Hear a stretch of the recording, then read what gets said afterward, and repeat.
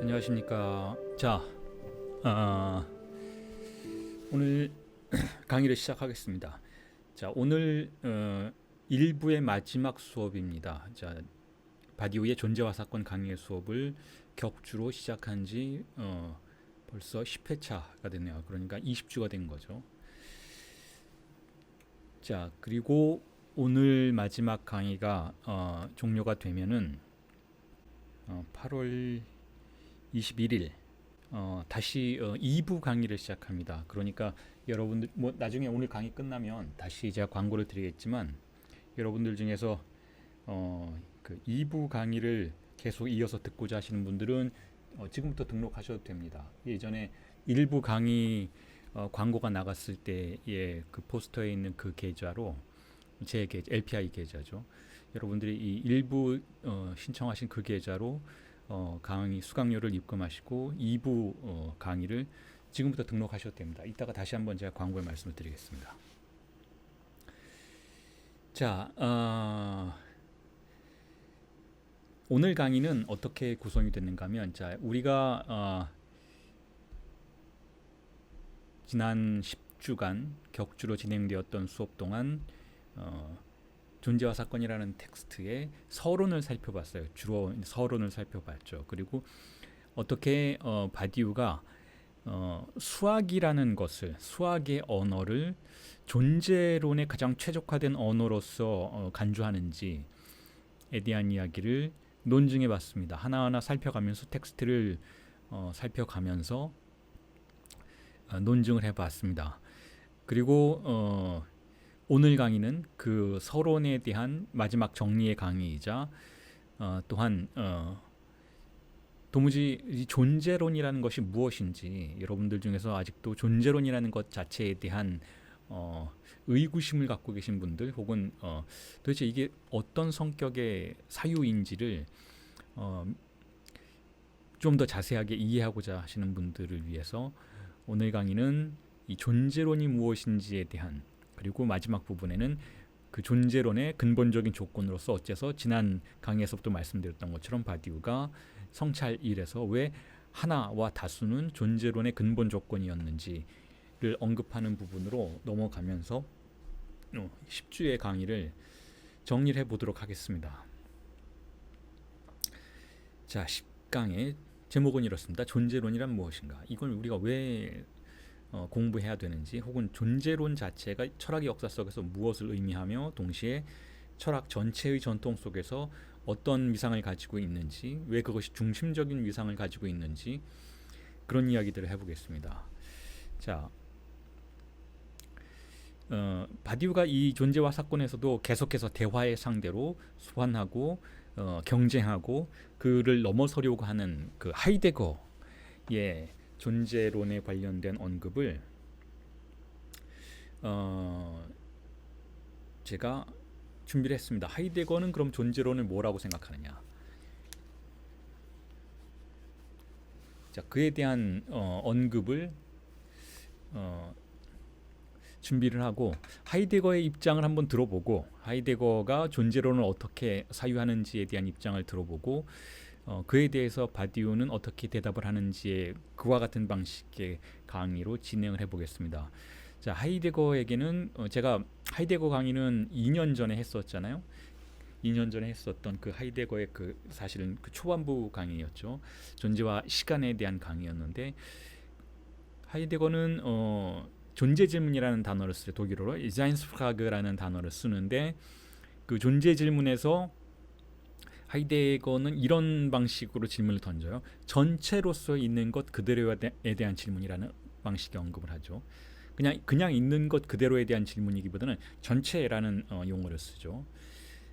전체라는 용어를 쓰는 이유는 하이데거가 보편적인 존재를 이야기하기 때문에 그렇다는 것이죠. 그러니까 우리가 철학에서 존재론이 무엇인가에 대해서 이야기할 때 그냥 있는 개개의 삶을 하나하나의 그 있음의 방식과 있어야 하는 방식, 진정으로 있는 방식 그런 것들을 다루기보다는 모든 존재의 모든 있음의 방식을 다룬다라는 것이죠. 자, 이게 왜 그런 식으로 질문이 되는가 하면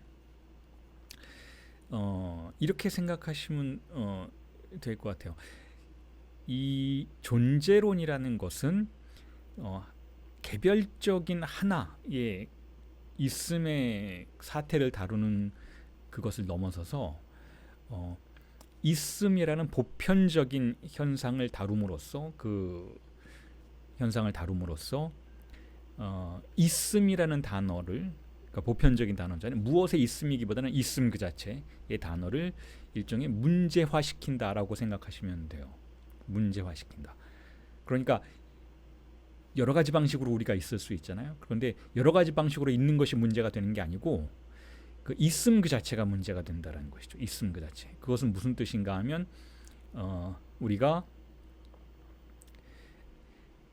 여러 가지 사유를 할 수 있고 여러 가지 생각과 여러 가지 방식의 질문을 던질 수 있지만 그 질문의 토대가 되는 부분을 탐사에 들어가기 위해서는 있음이라는 비동사의 영역으로 접근해야만 한다라는 것이죠. 그러니까 있음이라는 것을 문자화시킨다는 거예요. 락강식으로 이야기하면 있음이라는 단어를 문자화시킨다는 것이죠. 그러니까 어떤 특정한 단어를 전체적인 맥락으로부터 빼내서 그 특정한 단어가 더 이상 예전의 의미들의 연결로부터 보호받지 못하도록 만든 뒤에 그 특정한 단어를 집중적으로 살펴본다라는 것이죠. 그런데 그 특정한 단어가 여기서는 자인이라는 단어에 에트르라는 단어죠. being이라는 단어인 것이죠. 있음이라는 단어인 것이죠. 그런데 이 있음이라는 단어는 이 비동사는 모든 사유가 모든 언어가 존재하기 위해서 사전에 전제되어야만 하는 그런 언어라는 거예요. 자, 그렇기 때문에 이 있음이라는 단어를 문제시하는 것은 결국 사유 자체를 문제시하는 것이고 대상들에 대한 인간의 태도 자체를 문제시하는 것이고 결국은 모든 것의 토대를 문제시하는 것이라고 보아야 한다는 거죠.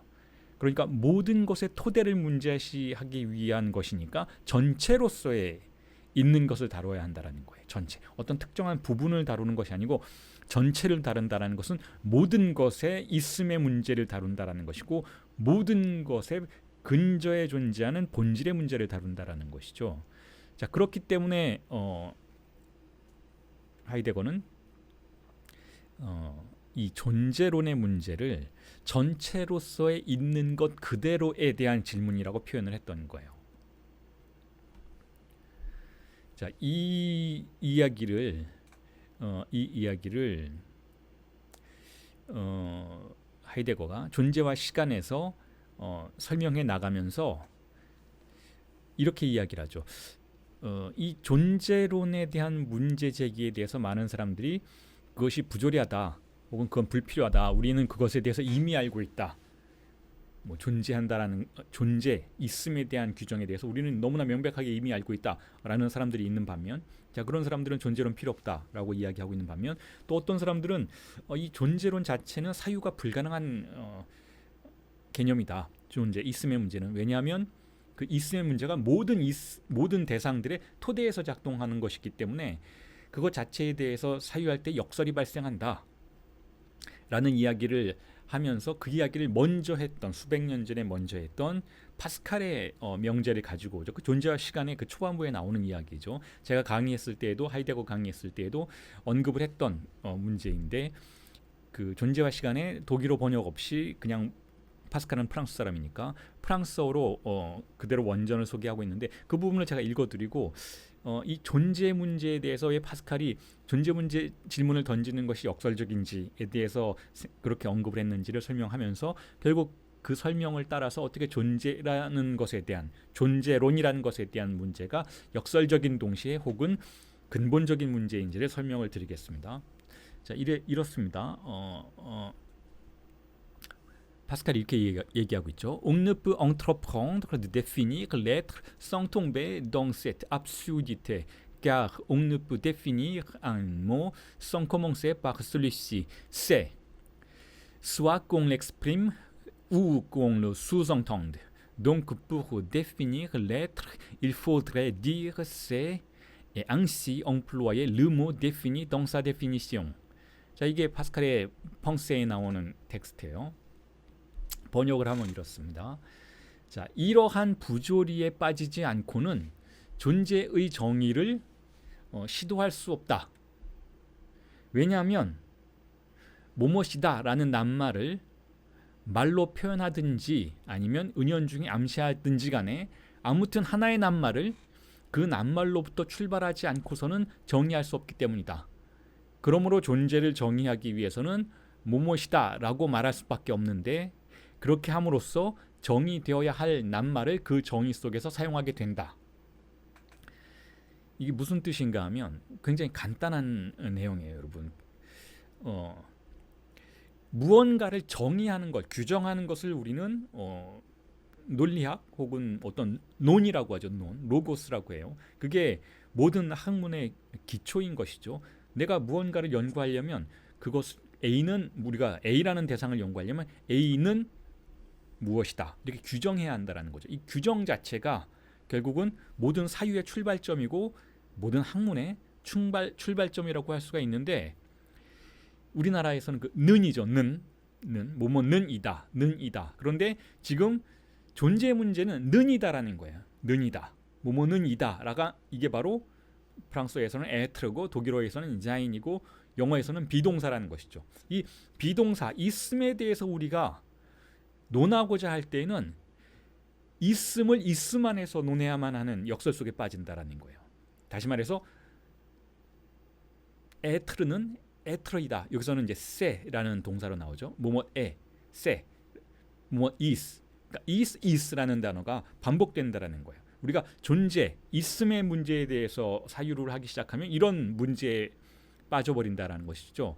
뭐뭐이다가 무엇인지 이게 존재 문제잖아요. 뭐뭐이다, 뭐뭐 있음에 대해서 우리가 사유하기 시작하고 논하기 시작하면 뭐뭐이다는 뭐뭐이다라는 즉 우리가 존재를 정의하기 위해서는 정의되어야 할 낱말을 그 정의 속에서 사용하게 되는 동어반복 속으로 들어간다라는 거예요. 그러니까 이렇게 우리가 존재의 문제, 있음의 문제, 자인의 문제, 비의 문제, 비잉의 문제 이런 것들을 다루기 시작한다면 우리는 동어반복 속으로 정의되어야 할 낱말을 정의 속에 다시 사용하게 되는 역설 속에 빠지게 된다. 그러니까 파스칼은 이렇게 얘기하는 거예요. 그러니까 이 존재로는 불가능한 학문이다 라고 이야기를 하는 것이죠. 그런데 이로부터 우리는 이런 결론을 전혀 다른 결론을 도출시킬 수 있어요. 그렇기 때문에 우리는 존재의 문제를 사유해야 한다는 거예요. 왜냐하면 존재의 문제는 이토록 모든 그 자신을 포함해서 모든 대상들에 대해서 우리가 논하고자 할 때 맞닥뜨려야 하는 관문이기 때문에 그렇다라는 것이죠. 무엇이 존재한다라고 우리가 규정한 뒤에 그 존재에 대해서 이야기하는 것이지 무엇이 존재한다라는 것 무엇이 있다, A는 있다, B는 있다, 무엇이 있다라는 이 있음의 문제를 건너뛰어서는 그 다음에 이야기를 할 수가 없다라는 거예요. 백상현이라는 존재가 있다, 있는데 어떻게 있다, 있는데 몇 살이다, 있는데 무엇을 한다 이런 2차, 3차의 규정들을 해나가기 위해서는 사전적으로 우선 먼저 백상현이 있다라는 규정에 대해서 일단 질문을 던져야 되는 거야. 있는가 없는가. 있음의 문제가 우선 먼저 선행되어야 한다는 것이죠. 그래서 파스칼은 이 있음이라는 이 사태가 모든 사물들에게 모든 존재하는 것들에게 보편적으로 귀속되는 속성이기 때문에 있음이라는 속성은 모든 사물들에 대한 조건이기 때문에 있음에 대해서 질문을 던지려면 뭐뭇이다, A는 A다라는 이 동어반복의 역설 속으로 들어가야만 한다. 그렇기 때문에 존재론이라는 것 자체가 불가능하다라고 말하고 있지만 그걸 뒤집어서 우리는 이렇게 생각해 볼 수 있다라는 거죠. 그 정도로 중요하다라는 것. 그러니까 이 있음의 문제라는 것은 모든 규정에 선행되는 조건인데 그게 그냥 자연스럽게 이미 거기에 있다라고 사전적으로 정의해 놓고 그 다음에 이야기를 해 나갈 수도 있겠지만 엄밀하게 근본적으로 사유하려면 우리는 있음의 문제를 사유해야만 된다라는 거예요. 그렇게 중요한 문제라는 것이죠. 그런 의미에서 우리가 있음 자체를 문제시하는 것은 있음이란 단어를 문제시하는 것은 모든 것을 문제시하는 것에 다름 아니다라고 이야기해 볼 수 있다라는 거예요. 그래서 이거를 어떤 의미에서는 S1이라고 부를 수 있다라는 것이죠. S1은 뭐 정신분석의 이야기이긴 하지만 S를 기표, 시니피형이라고 이야기한다면 기표, 모든 단어의 첫 번째 단어라는 거예요. 이 단어가 일단 시작이 되고 표지가 되어야 그 다음 이야기가 시작될 수 있어요. S2, S3, S4 이 S의 배열들이 기표들의 배열들이 규정의 배열들이 문장의 배열들이 그게 비록 환유적이기는 하지만 쭉 이어나가질 수가 있다라는 거죠. S1의 문제가 해결되어야 한다라는 거예요. 첫 번째 기표, 있음의 문제가 해결되어야 한다라는 것이죠. 있음, 그걸 있도록 만드는 것. 물론 그 있음은 자, 존재의 문제는 언어 속에 있음이에요, 여러분. 그걸 여러분들이 이해하셔야 돼요. 우리가 존재라는 걸 이야기할 때는 언어가 전제가 되는 거예요. 우리는 언어로 이야기를 하고 있잖아요, 존재에 대해서. 그러니까 언어 이전의 세계에 대해서 이야기하고 있지는 않아요. 문명 이전의 세계, 인간이 태어나기 이전의 세계의 존재에 대해서 이야기하고 있는 건 아니라는 것이죠. 자, 어쨌든 그렇기 때문에 이 존재론의 문제에 대해서 가장 근본적인 기표로서 있음이라는 것을 가정하는 것은 아주 중요하다라는 거예요.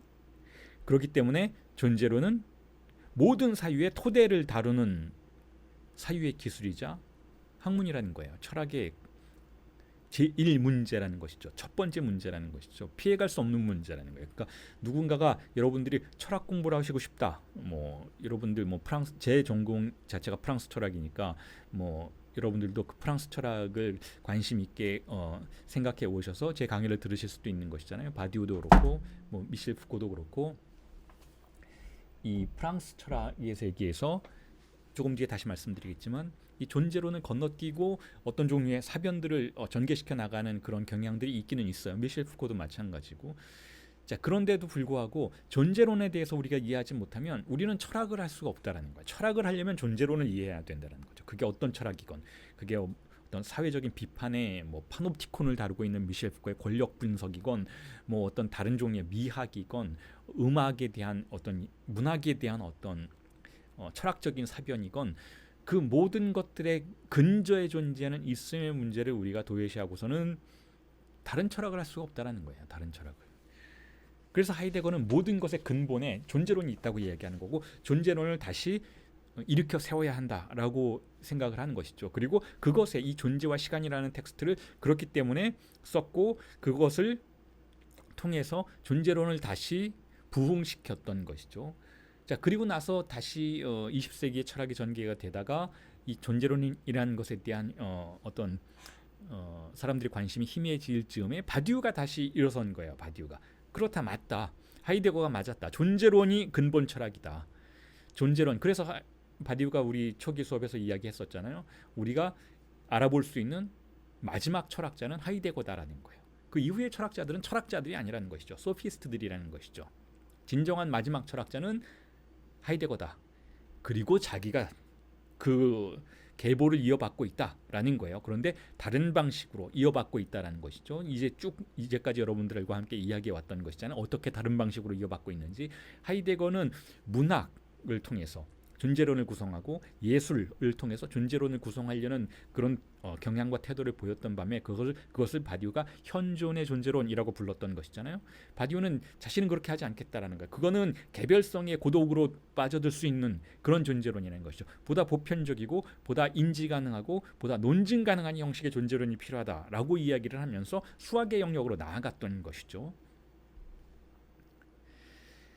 자, 그런데 다시 이제 존재론이 왜 중요한지에 대한 이야기로 돌아오겠습니다.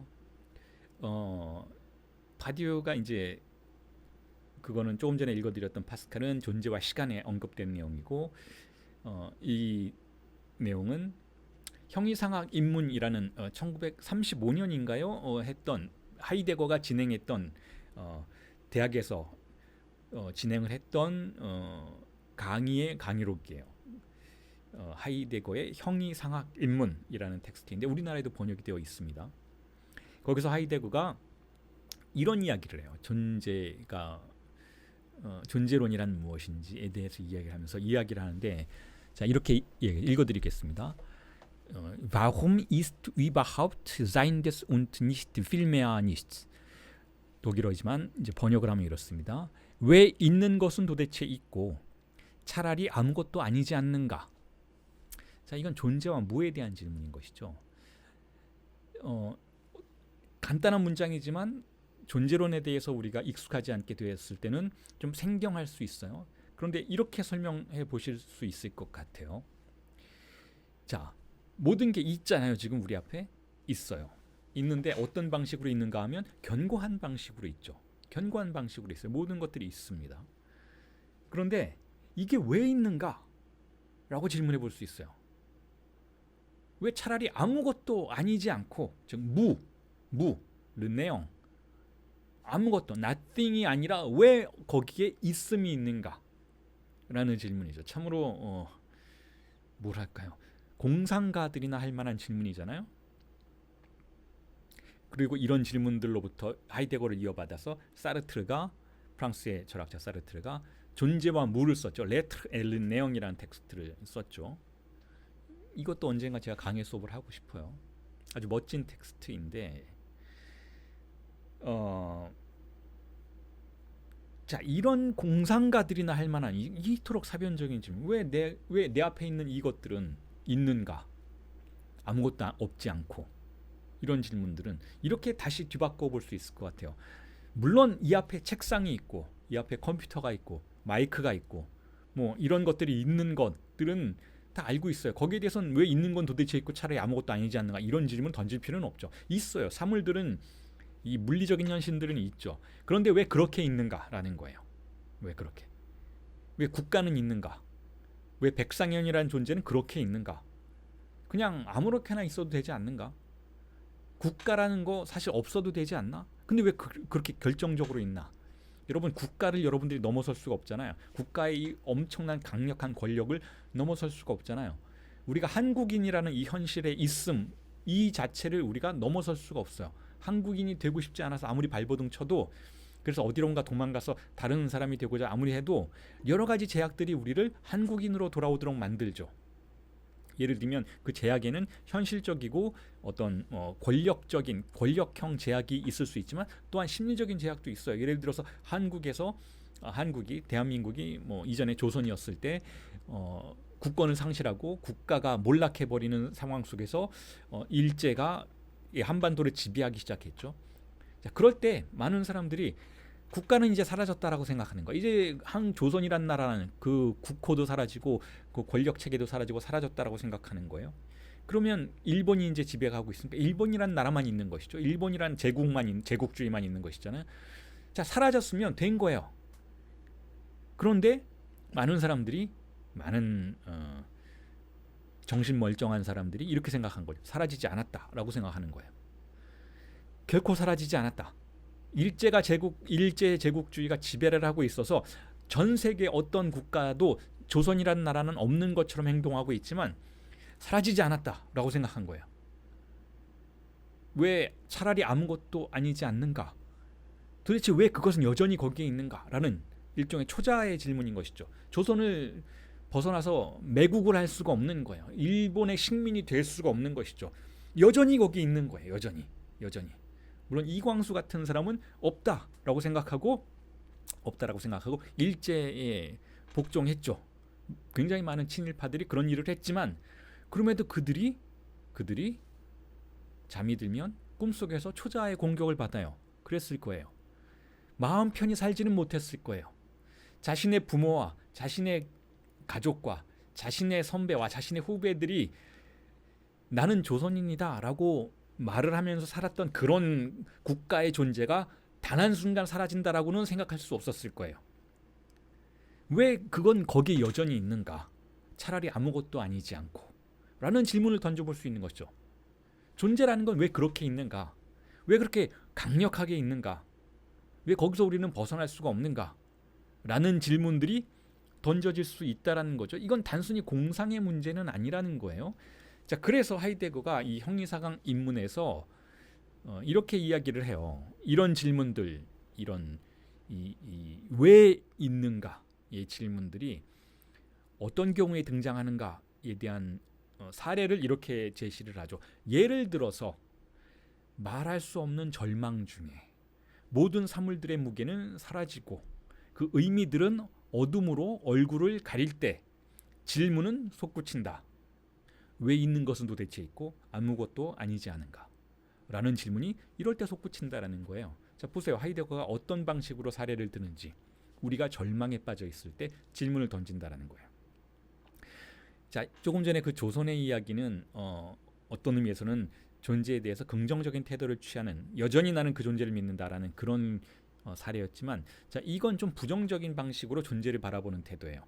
예를 들어서 우리가 평상시에는 국가가 거기에 있다, 가족이 거기에 있다, 백상현이라는 존재가 그러한 방식으로 거기에 있다, 한 남자가 남자로서 있다, 한 여자가 여자로서 있다, 자, 우리는 있다, 정의로움은 있다, 올바름은 있다, 선은 있다, 법은 있다, 다 있다의 문제잖아요. 자, 이 있다, 하나님은 존재하신다, 종교라는 건 있다, 다 있다. 자, 있음의 문제가 우리를 어떤 의미에서는 보호해주고 있어요. 있기 때문에 우리는 그 안에서 살아가는 거예요. 그 있음의 양태 그대로. 그런데 어느 날 하이데거가 그런 사례를 잘 들죠. 이런 방식의 뭐랄까 철학적 어떤 문학적 터치를 철학 안으로 끌어들이는 기술이 참으로 뛰어난 사람이죠. 이런 거예요. 어느 날 우리가 절망에 빠진 거예요. 뭐 암에 걸렸다든지, 아니면 뭐 가세가 기울었다든지, 아니면 뭐 누군가에게 배반을 당했다든지, 아니면 뭐 책을 썼는데 어떤 혹평을 받았다든지, 아니면 뭐 직장에서 해고당했다든지, 아니면 뭐 가족들로부터, 뭐 예를 들어서 아내로부터 혹은 남편으로부터 이혼당했다든지, 친구로부터 따돌림을 당했다든지, 어떤 우리가 절망 속으로 들어가요. 자, 그때 우리는 어떻게 생각하는가 하면, 예를 들어서 한 여자가 한 남자를 사랑했는데 이 남자가 바람을 피워서 떠나가 버렸어요. 혹은 한 여자가 한 여자를 사랑했는데 이 여자가 바람을 피워서 떠나가 버렸어요. 그때 남자가 생각하는 거예요. 사랑이라는 게 있었나? 라고 질문하는 거죠. 그런 게 있나? 내가 지금 착각 속에 빠졌었구나. 절망 속에서 우리는 질문하는 거예요. 모든 사물들의 무게가 사라져버리는 것이죠. 그토록 믿었던 회사에서, 그토록 평생 직장을 약속해 줄 것만 같았던, 동료들과 함께 일을 했던 그 회사에서 어느 날 정리해고를 당하는 거죠. 자신의 평생을 바쳐서 일을 하고 열심히 살아왔던 그 직장에서 해고당한 거예요. 문자로, 카톡으로 해고를 당한 거예요. 그때 질문하는 것이죠. 그 절망 속에서 과연 그런 게 있었는가? 그렇게 나에게는 현실이었고 무거웠고 나의 존재를 보증해 주었던 그런 있음들, 성실함들, 내가 성실함에 충실했으니까, 성실하게 일을 했었던 것이니까 인정을 받고 회사에서 그렇게 열심히 살아왔던 것인데, 가족을 위해서 그렇게 살아왔던 것인데, 그 모든 가치들이 다 가벼워지는 것이죠. 그 존재의 문제들이 다 사라지는 것이죠. 의미들이 어둠 속으로 얼굴을 가린다라고 지금 하이데거는 표현하고 있잖아요. 무의미해지는 거예요, 이 세상이. 어느 날 갑자기. 그때 질문을 던지게 되는 것이죠. 왜 있는 것은 도대체 있고 차라리 아무것도 아니지 않은가? 이거 아무것도 아닌 거 아닌가? 왜 사람들은 있다고 말을 하지? 없는 것 같은데? 나는 왜 있다고 믿었었던 것이지? 그냥 다 이거 뭐랄까, 꿈 아니야? 내가 꿈을 꿨던 것 아니야? 장자가 질문하는 거잖아요. 장자. 내가 꿈을 꿨는데 꿈속에서 나는 나비였더라. 그런데 그게 꿈이 아니고 현실이 꿈 아닌가? 나는 지금 나비가 꾸는 장자 아닌가? 라는 질문을 던지고 있는 것이죠. 이 모든 게 환상 아닌가? 라는 질문을 던지고 있는 거예요. 나 자신까지도 내가 믿고 있었던 그 나, 성실하게 일을 하고 뭐 예를 들어서 회사원이었다면 가족을 위해서 충실하던 그 나라는 존재가 있었나? 라는 거예요. 아닌가? 모두 덧없는 환상에 불과한 것은 아닐까? 라는 질문이 던져지는 순간이 분명히 온다라는 것이죠. 여러분들에게도 그런 순간이 왔을 거예요. 온 적이 있었을 거예요. 온 적이 없었다면 다행이죠. 그런데 언젠가는 올 수 있습니다. 왜냐하면 이 존재의 질문이라는 것은 우리의 삶이 흔들릴 때 언제든 우리를 찾아오는 것이니까. 자, 그럴 때 우리는 존재의 문제를 생각하게 된다는 거죠. 그러니까 이 존재의 문제는 어떤 의미에서는 사변적인 얘기가 아니라는 거예요. 공상가들이 하는 사변적인 문제가 아니라 결국은 우리의 삶에 우리 자신이 충실하다면 그 충실한 와중에 만나게 되는 필연적인 질문이라는 것이죠. 그래서 이것을 하이데거는 뭐라고 부르는가 하면 왜 질문이라고 불러요. 왜 질문. 왜인가라고 질문하는 근본적인 것에 대해서 왜라고 질문하는 그 질문이라는 것이죠. Warum Frage라고 불러요. Warum Frage.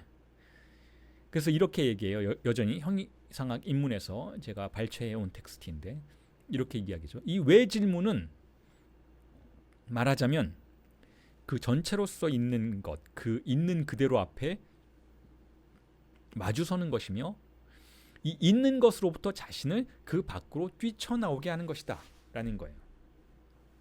자, 여러분들이 이 여러분들의 삶에 어떤 증상적인 사건이 찾아왔는지는 모르겠지만 제가 이 알랑바디우의 존재와 사건 강의 수업을 시작하면서 여러분들에게 이 텍스트가 우리가 함께 읽기 시작한 이 텍스트가 여러분의 삶에서 사건과 같은 계기를 구성했으면 좋겠다라고 말씀을 드렸잖아요.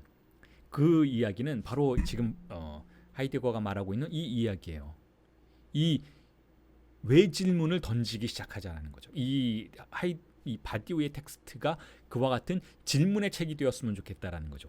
그렇게 되면 어떤 일이 벌어지는가 하면 이 텍스트를 함께 읽는 와중에 우리는 있는 그대로 앞에 마주서려고 한다라는 거죠. 그 존재 앞에 질문을 던지면서 마주서려고 한다라는 거예요. 이것들은 왜 이렇게 있는가? 나는 왜 이렇게 있는가? 나는 있는가? 이 세계는 있는가? 과연 이 세계가 있는 방식 그대로가 맞는가에 대한 질문을 던지기 시작하면 어떤 일이 벌어지는가 하면 우리는 그 바깥으로 튕겨져 나간다라는 거죠.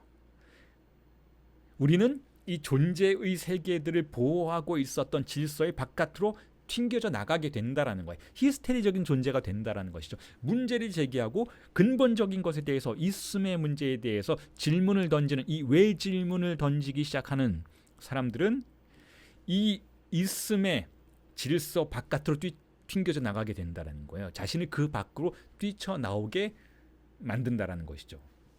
자, 그리고 나서 하이데거가 이렇게 이야기하고 있어요. 이 특기할 만한 왜 질문이 다음과 같은 사실 안에, 즉 사람들이 그것이 진정되었든 거짓이었든 진정이었든 거짓이었든지 간에 지금까지 자신의 인간 존재를 감싸 보호하고 있었던 안일로부터 뛰쳐나오도록 해주는 그와 같은 도약 속에 그 근원을 가지고 있다는 사실을 경험하게 되는 것이다. 그러니까 철학이란 이런 경험이라는 거예요. 이 왜 질문을 던지면 우리는 그 질문을 던지기 이전에 우리의 존재를 보호하고 있었던 이 세속의 질서로부터 튕겨져 나가는 일종의 도약을 경험하게 된다라는 것이죠. 이게 철학, 존재론을 함에 있어서의 우리가 감당해야만 하는 사건들이라는 거예요. 우리가 존재 질문을 던지는 것 자체가, 이 왜 질문을 던지는 것 자체가 앞으로 우리가 살펴볼 2부에서 살펴볼 바디우의 그 다양한 존재론적인 질문들의 수학적인 논증들을 살펴봄으로써 우리는 우리 자신의 있음의 문제에 대해서 혹은 보편적인 있음의 문제에 대해서 왜 질문을 Warum Frage를 던지게 되고, 그렇게 되었을 때 우리는 우리 자신의 안일한 삶의 어떤 보호의 영역으로부터 튕겨져 나가는 경험을 하게 된다라는 거죠. 그걸 받아들여야만 한다라는 거예요. 이 안일함. 이걸 정신분석적인 용어로 설명을 하자면 알지 않으려는 욕망이라고 할 수가 있겠죠. 우리의 근본적인 욕망이 알지 않으려는 욕망이에요. 인간의 가장 근본적인 욕망은 알지 않으려는 무지에 대한 욕망이라는 것이죠. 외면하려는 욕망이라는 거예요. 왜냐하면 그걸 마주하는 것 자체가 여기서는 지금 존재라고 말을 하고 있지만 근본적으로 있음 그 자체는 바로 우리 자신의 주입상스인 것이고 우리 자신의 신체의 양태인 것인데 그 신체와 마주하는 것, 우리 자신의 존재 그 자체와 마주하는 것 자체가 바로 인간에게는 견딜 수 없는 불안을 이야기한다라는 거예요. 큰 사물과 마주할 때 있음 그 자체와 마주할 때 우리는 견딜 수 없는 불안을 경험하게 된다라는 거죠. 아니란 곳으로부터 우리가 뛰쳐나가는 결과로 이어진다라는 것이죠. 자, 그런데 같은 텍스트에서 하이데거의 형이상학 입문에서 이런 이야기를 해요. 그런데 신학에서는 존재론이 불가능하다라는 거예요. 종교적인 관점에서는 존재론이 불가능하다라는 것이죠. 왜 그런가에 대해서 이렇게 이야기를 해요. 자, 우리가 거기에 왜 그것이 있고 차라리 아무것도 아니지 않는가? 왜 아무것도 없는 게 아니고 있는가? 무언가가 왜 있나? 사랑이라는 개념, 감정 그런 거 거기 왜 있나? 애국이라는 감정 그거 거기에 왜 있나? 이런 질문들을 던져볼 때 종교적인 관점에서는 이렇게 대답하게 된다라는 거죠. 하나님이 창조했으니까, 신이 창조했으니까, 존재는 신의 창조물이다. 그러니까 이런 초월적인 것에 초월적인 존재를 가정함으로써 존재 질문을 무의미하게 만든다라는 거죠. 그러니까 종교의 세계에서는 종교적인 관점에서는 존재 질문이 불가능하다라는 거예요. 물론 이건 종교의 세계에서만 그런 것은 아니죠, 여러분. 여러분들이 지금 저와 함께 이렇게 공부를 하고 있는 이 존재론에 대해서 일반 사람들에게 이 존재론을 공부하거나 관심을 갖고 있지 않은 대부분의 사람들에게 이야기를 하면 도무지 이해하지 못해요. 대부분의 일상적인 삶을 살아가는 사람들은 혹은 여러분들도 이전에는 이런 존재 질문에 대해서 불필요하다고 생각했던 경우들이 있으셨을 거예요. 왜냐하면 그게 원래 있는 거 아니야? 라고 얘기를 하니까 그거 그냥 거기에 그렇게 있는 거 아니야? 존재 질문을 뭐하러 던져? 다른 것도 고민할 거 많은데 왜 그렇게 사변적이고 공상과학적인 이야기를 할 필요가 있어? 그렇게 태어났으면 그냥 그렇게 사는 거 아니야? 이렇게 얘기하는 거죠. 이렇게 우리가 자본주의 세계 안에 태어났으면 그냥 자본주의를 받아들이고 거기서 가장 이익을 극대화시키면서 살면 되는 거 아니야? 왜 다른 걸 꿈꿔? 라는 거예요. 여자로 태어났으면 한국 여자가 어떻게 살아야 되는지 뭐 다 알고 있으니까 그렇게 살면 되는 거 아니야? 왜 다른 걸 꿈꾸지? 라는 거예요. 존재 질문이 사실은 불필요해요. 일상적인 차원에서는 대체로 그래. 한국 남자로 태어났으면 그냥 한국에서 한 남자가 성공하고 행복할 수 있는 그 루틴을 따라가면서 남들이 다 좋은 게 좋다라고 말하니까 그 좋은 걸 추구하면서 살면 되는 거 아니야? 라고 얘기하는 거죠. 자, 이 존재 질문에 대해서 왜 나는 남자인가? 왜 나는 한국인인가? 왜 나는 거기 그렇게 있는가? 사랑이란 존재하는가? 가족이란 문제는 존재하는 것인가? 이런 질문들, 국가란 존재하는 것인가? 이런 질문, 근본적인 있음이라는 왜 거기 있어야만 하고 왜 아무것도 아니지 않은가? 이런 질문을 던지는 건 무의미하다라고 일반적으로는 생각하는데 그 이유는 사실상 이런 이유 때문이라는 거죠. 종교적인 이유 때문이라는 거예요. 그건 종교인들은 하나님이 예를 들어서 개신교는 하나님이 그걸 그렇게 창조해 주셨으니까, 카톨릭에서는 하느님이 그걸 그렇게 창조해 주셨으니까, 뭐 다른 민속 신앙에서는 뭐 조물주가 그걸 그렇게 창조해 주셨으니까, 조상님이 그렇게 결정해 주셨으니까, 이렇게 생각한다라는 거예요. 종교적인 사고방식으로는. 근데 그 종교적인 사고방식이 우리가 일상을 살아가는 사람들에게 종교를 갖고 있지 않고 난 종교 같은 거 없어요. 나 종교 미신이라 안 믿어요. 나는 현실적인 사람이에요. 라고 말하는 사람들의 마음속에서도 강력하게 작동하고 있다는 거예요. 사실은. 그 사람들은 결국 대타자에 대한 맹신을 가지고 있다는 거죠. 종교가 없어요. 라고 말을 하는 사람들조차도 자신들의 마음속의 무의식은 결국 대타자가 결정해 놓은 것에 복종하는 경향을 이미 가지고 있다는 거죠. 사회가 그렇게 구성이 되어 있으면 그럴 만한 이유가 있겠지라고 생각하며 살아가는 거예요. 그러니까 거기에 대해서 질문을 더 이상 던지지 않고 그냥 그 논리를 따라가 살아간다라는 것이죠. 그러니까 우리가 존재하는 모든 것들에 대한 보증인을 대타자로서 설정하는 경향이 우리의 무의식에 있다라는 것이죠. 자, 그런 의미에서 우리가 존재에 대한 진정한 질문을 던지려면 기독교인이라면 종교인이라면 신앙을 잃지 않는다면 존재 질문을 던질 수가 없다라는 거예요. 혹은 우리가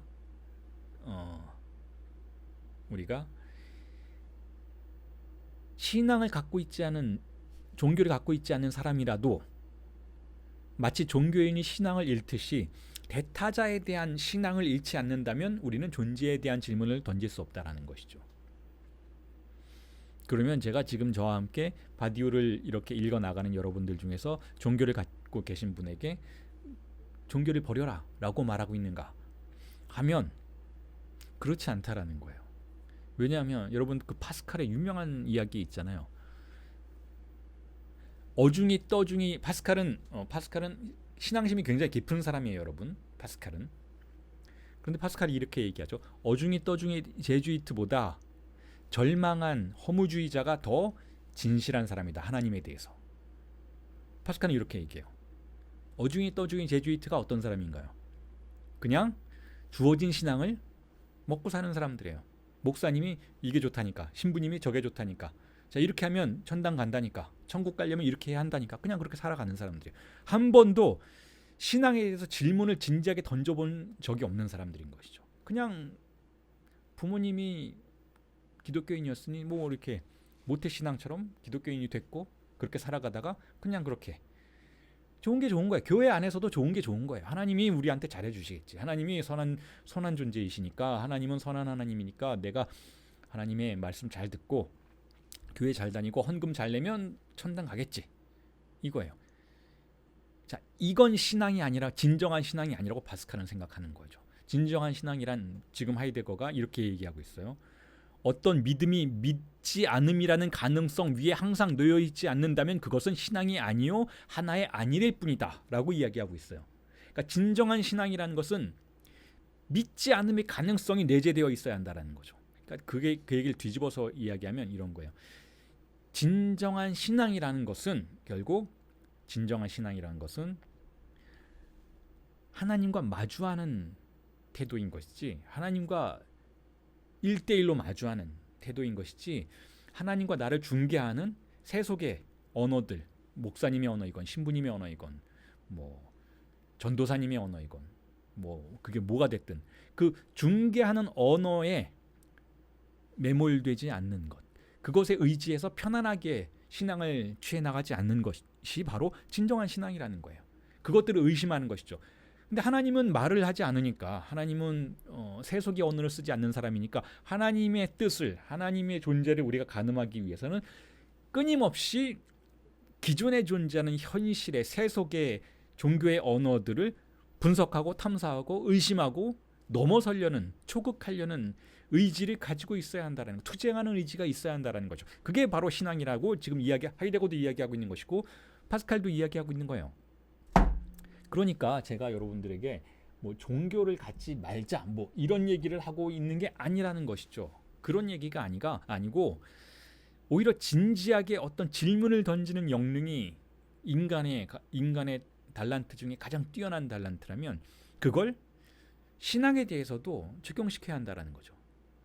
자, 그런데 그렇지 않은 믿음이, 종교적인 관점이 존재 질문을 불가능하게 만든다라는 거예요. 하이데거가 지금 그 얘기를 하고 있는 것이죠.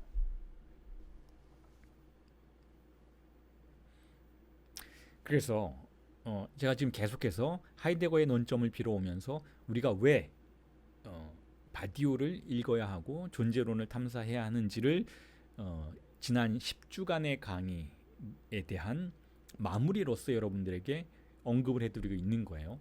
자, 그런데 역시 하이데거가 이렇게 이야기를 하고 있죠. 철학이란, 우리가 존재론을 다루는 이 철학을 이야기하는 건데, 철학이란, 다만 철학은 그 본질에 있어서 사물들을 쉽게 하는 것이 아니라 어렵게 만드는 것이다라는 거예요. 거기에 있는 존재의 그 논리를 우리가 있는 그대로 믿지 않고 그냥 수용하지 않고 질문을 던지기 때문에 그 사물들의 존재가, 있음의 문제가 어려워지기 시작한다는 거죠. 그걸 받아들이는 행위가 철학이라는 거예요. 그게 철학이라는 거예요. 아주 근본적인 질문으로 들어가서 그 근본으로부터 그것의 토대를 이루고 있는 논리에 대해서 분석하고 그 논리를 반박하고 그것을 무화시키려고 하고, 그것이 우리의 신앙과 연결되어 있다면, 우리의 맹신과 대타자에 대한 맹신과 연결되어 있다면 그 대타자를 부정하려고 하고 그로부터 빠져나가려고 하는 이 행위가 철학의 근본 행위이기 때문에 철학은 그 본질에 있어서 사물을 어렵게 만드는 행동이라는 것이죠. 그래서 그 다음에 이렇게 이야기하고 있어요. 어려움을 주는 것이란 사물들에게, 있는 것들에게 그 무게를 되돌려주는 것이다라는 거예요. 모든 사물은 여러분 무게를 가지고 있어요. 아주 무거운 사물들인 것이죠. 가족도 무겁고 국가도 무겁고 여러분들의 삶도 존재도 무거운 거예요. 그런데 그걸 가볍게 만들죠. 우리의 일상을 지배하는 세속의 논리는 그 모든 것들을 가볍게 만들어서 감당할 수 있는 수준으로 만들어 주어요. 하지만 그건 이 세계를 지배하는 세속의 논리가 우리에게 강제하는 일종의 패러다임일 뿐이지 그게 사물의 진짜 모습과 무게는 아니라는 거예요. 그것은 그러니까 무게를 준다는 것, 철학이 무게를 준다라는 거예요. 그 사물에게. 그것은 어려움을 준다는 것이고, 이 어려움을 준다는 것이 모든 위대한 것이 태어날 수 있는 근본적인 전제 조건 중에 하나라는 것이죠.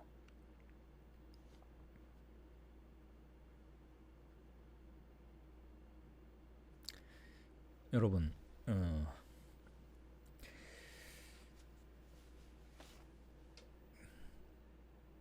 삶은 무거운 거예요. 우리의 존재는 무거운 것이죠. 그리고 우리의 미래도 무거운 거예요. 모든 사물은 무거운 거예요.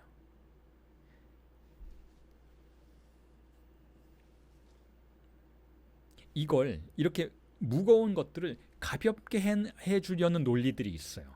가볍게 하려는 논리들. 철학을, 어떤 지식을 가볍게 만들어서 우리에게 섭취하도록 해주려는, 그런 소비하도록 해주려는 그런 책들이나 미디어들이 있죠. 뭐 예를 들면 예능 프로그램에 철학자들이, 역사학자들이 출연해서 아주 재미나게 이야기를 해요. 재미나게 이야기를 해주어서 그 내용이나 철학의 내용이나 혹은 인문학의 내용들을 많은 사람들에게 전파해 주려는 그런 텍스트들 있죠. 그런 프로그램들이 있고 그런 책들도 있어요. 뭐 하룻밤에 읽는 자크라카 이런 책들이 있잖아요. 모든 걸 가볍게 만들려고 하죠. 모든 걸. 우리 삶에 많은 것들을 가볍게 만들려고 해요. 가볍게 만들어서 재미나게 소비할 수 있도록 만들어 주려고 해요. 자, 그런데 그런 것에 대해서 저는 반대해요. 반대한다라는 건 무슨 뜻인가 하면, 우리가 그렇게 하나의 철학을, 락강을, 바디우를 혹은 하이데거를 그렇게 간단하게 정리를 해서 가볍고 재미있게 만들면, 그래서 그걸 읽게 되면 어떤 일이 벌어지는가 하면 여러분 자신도 가벼워져요. 여러분들의 자신의 인생도 가벼워지는 것이죠. 그래서 이렇게 생각하게 돼요. 뭐 세상 가볍네. 그냥 편하게 살다가 가는 거 아니야? 이렇게 생각하게 돼요. 누군가 나의 존재에 대해서, 야, 너 사람들이 그런 사람이라더라. 그냥 뭐 그렇게 살다가 죽어. 뭐 이렇게 얘기할 수 있잖아요. 네가 뭘 철학 공부를 해. 네가 무슨 다른 사람이 되려고 해. 넌 그냥 직장인이잖아. 너는 그냥 그런 학교 나온 그런 사람이잖아. 거기까지 살다가 가는 거지. 뭘 그렇게 어렵게 생각해. 뭘 그렇게 무겁게 생각해. 인생이 그렇게 무거운 거야? 인생이 뭐 있어? 그냥 즐겁게 살다가 행복하게 가는 거 좋은 거 아니야? 라고 이야기하게 되는 삶을 받아들이게 된다는 거예요. 우리가 사물들을 소비하면서 살아가면, 우리가 사물들을 가볍게 만드는 논리 속에서 살아가면 우리 자신도 가벼워지고 우리는 더 이상 우리 자신의 존재에 대해서 질문을 던지지 않게 된다는 거죠. 우리는 변화할 수 없게 된다는 거예요. 우리는 그냥 세상의 논리가 우리에게 떠맡긴 그 역할을 하면서 살 수밖에 없다는 것이죠. 철학은 거기에 반대한다는 거예요. 철학만큼은 그렇지 않아야 한다는 것이죠. 우리가 이해할 수 없음과 그 무거움과 대결하고 그것과 함께 있고 그것과 마주하고 있을 때, 그리고 그 마주함의 노력을 포기하지 않을 때 우리 자신도 이해할 수 없는 존재가 되고, 이해할 수 없다는 건 어떤 것인가 하면 세상의 논리가 우리를 소비할 수 없다는 뜻이에요. 내 자신이 이해할 수 없는 사람이 된다는 것은 세상의 논리가 더 이상 나를 소비할 수 없게 되었다는 뜻이죠. 그 이해할 수 없는 수준에서 나를 지탱하고 내 자신의 존재가 가능성의 공백을 유지할 수 있도록 하고 그 고독을 견뎌내는 방식으로 우리는 다른 무언가가 될 수 있다는 것이죠. 그냥 우리 자신을 무겁게 만들어야 한다는 거예요. 무거운 사람이 되어야 한다는 거죠. 요즘에 젊은 분들이 이야기하는 표현 중에 진지충이라는 표현이 있잖아요. 진지충은 좋은 거예요, 여러분. 진지한 사람은 좋은 사람이에요. 진지한 사람은 무겁게 생각하는 사람이고, 진지한 사람은 소비되지 않는 사람이고, 소비하지 않는 사람인 것이죠. 진지한 사람은 자신의 삶을 진지하게 생각하는 사람이에요. 진지충이 아닌 사람은 어떤 사람인가 하면 자신의 삶을 하찮게 생각하는 사람이죠. 그냥 그 논리대로, 세상이 나에게 부여한 논리대로 그냥 한평생 하루살이처럼 살다 죽으면 되는 거지, 뭐 이렇게 생각하는 것이죠. 거기에 동의하는 사람은 그렇게 사시면 되는 거예요. 하지만 어떤 사람들은 거기에 절대로 동의하지 않아요. 어떤 사람은 우리의 인생은 중요한 것이고 무거운 것이고, 그렇게 살다가 쉽사리 사라지면 안 되는 것이라고 생각해요. 자, 그런 사람들이 생각하는 사유의 방식은 철학적 사유라는 거예요. 그리고 그런 사람들이 생각하는 사유의 방식은 어려움을 마다하지 않는 사유라는 것이죠. 당연히 어렵죠, 여러분. 인생이 쉬운 게 아니잖아요. 여러분의 존재가 어려운 게 아니잖아요. 우리 자신의 삶이 쉽지 않아요. 이건 확실해요. 인생 쉽지 않아요. 그런데 그걸 쉽게 풀어주는 논리들이 있어요. 그 안으로 들어가시면 안 된다는 거예요. 그래서 하이데거가 존재 질문을 질문하는 것은 결국 우리들에게 익숙해진 모든 있는 것들의 영역 안에 머무르기를 단념하는 것이다 라고 이야기를 하는 거예요. 익숙한 세계로부터 벗어나는 것이다 라는 거죠. 이 세상의 익숙함은 여러분 강제된 익숙함이에요. 쉬운 세계인 것이죠. 그 쉽고 익숙함은 우리가 그 안에 머물러 있을 수 있도록 이 사회의 권력과 고정관념의 패러다임이 우리에게 강제한 것이죠. 그 쉬움을 소비하면서 살 수는 있겠지만 그 쉬움을 거부하고 그 안에 머무르기를 단념하는 것은 존재 질문하는 행위와 마찬가지라는 것이죠.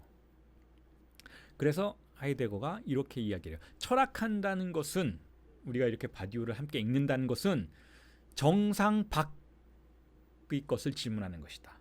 정상 밖으로 나가는 것이다 라는 거예요.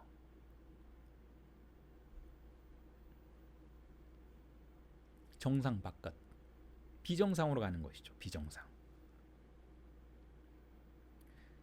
일종의 그 청리상학 인문에서 그런 표현도 있어요. 일종의 병이라는 거예요, 철학은. 제가 하이데거 강의 수업할 때, 존재와 시간 강의 수업할 때 부제로 철학이라는 정신병에 관하여, 철학이라는 전염병에 관하여 라는 방식의 부제를 달았었죠. 병이라는 거예요, 철학은. 근데 이 병은 진실한 병이라는 것이죠. 그래서 우리의 존재가, 우리가 존재에 대해서 질문을 던지기 시작하면 우선 먼저 우리 자신의 존재에 대해서 사유하기 시작하는 것인데, 자, 그렇게 되면 어떤 일이 벌어지는가 하면, 조금 전에 말씀드렸던 것처럼 우리를 둘러싸고 있었던 익숙한 세계의 연결고리로부터 우리가 단절되는 걸 느껴요. 그게 고독 속으로 들어가는 것이죠. 철학을 한다는 건 그런 고독 속으로 들어가는 행위인 것인데, 자, 그 고독 안으로 들어간다라는 것은 우리 자신의 존재가 무거워지는 동시에 우리 자신의 존재가 세계의 논리로부터 보호받지 못한다라는 뜻이기도 해요. 자, 그런 의미에서 위험한 상태라는 것이죠. 자, 그런 상태가 어떤 상태인지를 잘 설명해 주는 예술 작품이 하나 있어요. 제가 자주 언급하는 예술 작품이 하나 있죠. 그게 바로 듀샹의 소변기예요.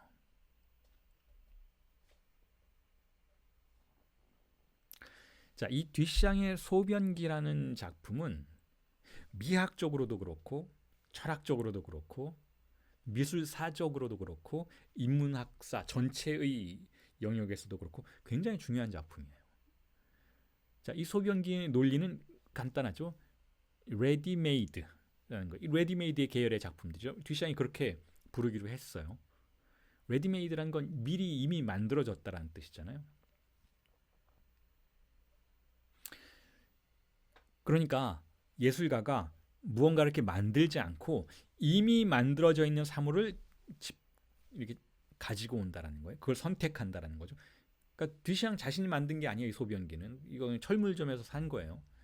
철물점에서 남성 소변기를 샀죠. 그리고 자신의 이름을 숨기고 어떤 예술 작품을 뭐 당대에는 상당히 진보적이라고 회자되던 그 예술 작품 전시회에 출품을 했는데 어쨌든 받아들여지지 않았던 그 작품이에요. 논리가 이거예요, 여러분. 굉장히 어떻게 보면 간단하죠. 그리고 어떻게 보면 굉장히 충격적이고, 논리는 무엇인가 하면 이 사물이 원래는 어떤 사물이었냐면 가벼운 사물이었어요. 여러분, 소변기 한없이 가볍죠.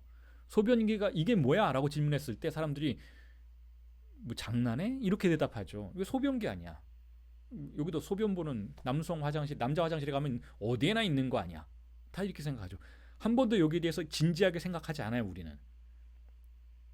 그렇잖아요, 여러분. 여러분들이 소변기 앞에 서서 진지하게 그걸 이렇게 보면서 몇 시간씩이나 생각하고 있다면 그야말로 정상 밖의 인간인 것이죠. 비정상인 것이죠. 그 제정신이 아닌 사람인 거죠. 뭐 출근해야 되는데 아침에 화장실 소변기 앞에 1시간 동안 서 있는 남편을 보고 아내가 뭐라고 하겠어요? 애들이 뭐라고 하겠어요? 우리 아빠 미쳤구나. 이렇게 생각하겠죠. 그런데 그렇게 만든 거예요. 듀샹이. 소변기가 원래 있었던 맥락, 조금 전에 말씀드렸던 그 일상의 안일한 맥락, 우리의 세계가 우리를 보호해주고 있는 그 의미의 맥락, 존재들의 질서의 맥락으로부터 소변기를 단절시켰죠. 끌어냈어요. 그래서 이걸 마치 예술작품인 양 전시해 놓은 거예요. 자, 그때부터 우리는 질문하기 시작해요. 이게 뭐냐 도대체? 가만히 보니까 소변기 같네? 이거 조금 전에 내가 화장실에서 소변 봤던 그거랑 되게 닮았는데? 근데 그거야? 그거면 여기 있을 수가 없잖아. 라고 생각하는 거잖아요. 이게 전시장인데, 미술작품 전시장인데, 아니, 그거라면 이게 여기 있을 수는 없지. 라고 생각하는 것이죠. 다시 말해서 하나의 사물이 무거워지기 시작하는 거예요. 그전에는 가벼운 사물이었어요. 이 세속의 논리로부터 보호를 받는 사물이기 때문에 아주 가벼운 사물이었던 것이죠. 근데 그게 바깥으로 나와서 단절된 상태에서 거기에 대해서 예술작품이라고 명명하자마자 작품이 무거워지기 시작해요. 소변기가 더 이상 소변기로 보이지가 않기도 하고, 그렇다고 또 소변기가 아닌 건 아닌 것 같기도 하고, 이게 뭐지? 라고 질문을 던지기 시작하는 것이죠.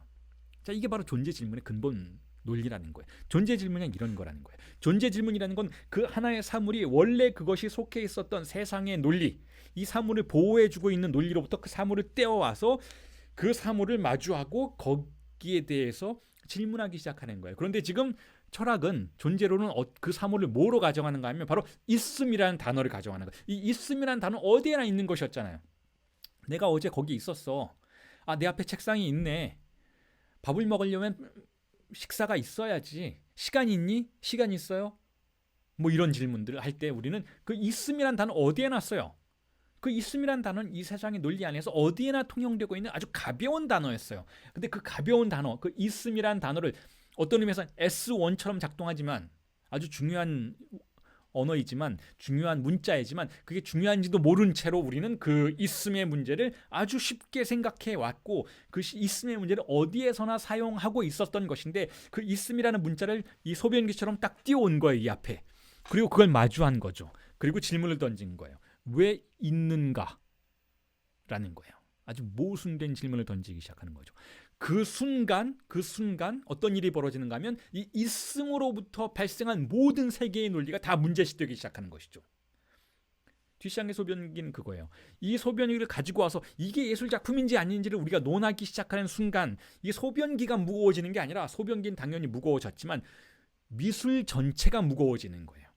그전에는 그냥 미술이란 건 그림 잘 그리는 거 아니야? 미술이란 건 위대한 천재성이 그냥 만들어내는 아름다움 아니야? 우리가 즐길 수 있고 눈으로 감상하는 그런 거 아니야? 미술이라는 건 우리가 보는 예술 아니야? 뭐 이런 아주 수천 년간 통용되어 왔던 미술이라는 것 자체가 우리에게 강제하고 있었던 논리가 갑자기 무화되기 시작하는 것이죠. 이걸 예술작품으로 인정하기 시작하면 그때부터는 그러면 미술이 뭔데? 우리 이제까지 우리가 믿어왔던 미술이라는 건 도대체 무엇인가? 라는 문제가 발생하기 시작하는 것이죠. 이걸 어떤 진지한 예술가가 자신의 예술작품이라고 주장하기 시작하는데 저 사람이 미친 것이거나 저 사람이 미치지 않았다면 예술 전체가 미친 것이거나 라는 질문 앞에 우리가 던져지게 된다라는 거예요. 이런 뒷상의 작품에 대한 어떤 종류의 도발이 미술 전체를, 미술사 전체를 도발하는 사태로 이어지게 되었고 결국 20세기에는 더 이상 예전처럼 미술을 대할 수가 없는, 미술이라는 존재를, 예술 작품이라는 존재를 예전처럼 사유할 수 없게 되는 사태로 나아가게 됐다라는 거예요. 그 이후에 미술들이 어떻게 됐는지 여러분 보세요. 20세기의 미술관을 가보세요. 21세기의 미술관을 가보세요. 거기에는 질문들이 넘쳐나기 시작하죠. 이 뒷장의 레디메이드적인 논리들이 넘쳐나기 시작해요. 더 이상 이전처럼 그림을 잘 그리는 게 좋은 예술 작품이 되지 않게 되어버린 현실과 만나게 되는 것이죠. 미술사 전체를 붕괴시키기 시작하는 사건들이 바로 이런 작품으로부터 시작이 된 거예요. 존재 질문을 던지는 작품으로부터. 예술 작품의 존재라는 건 무엇이지? 우리가 사물에 대해서 어떻게 생각해야 하는 것이지? 사물을 한없이 무겁게 만들므로써 사물의 있음을 무겁게 만들고 사물의 있음을 무겁게 만들므로써 미술이라는 전체의 있음 자체에 대해서 질문을 던지게 만드는 사태로 나아가는 과정 속에서 결국은 듀샹은 우리가 안일하게 속해 있었던 세계의 논리를 붕괴시키는 과정으로 절차로 나아가 버렸다라는 거죠. 그걸 철학이 한다라는 거예요. 그걸 똑같은 일을 철학이 한다라는 것이죠.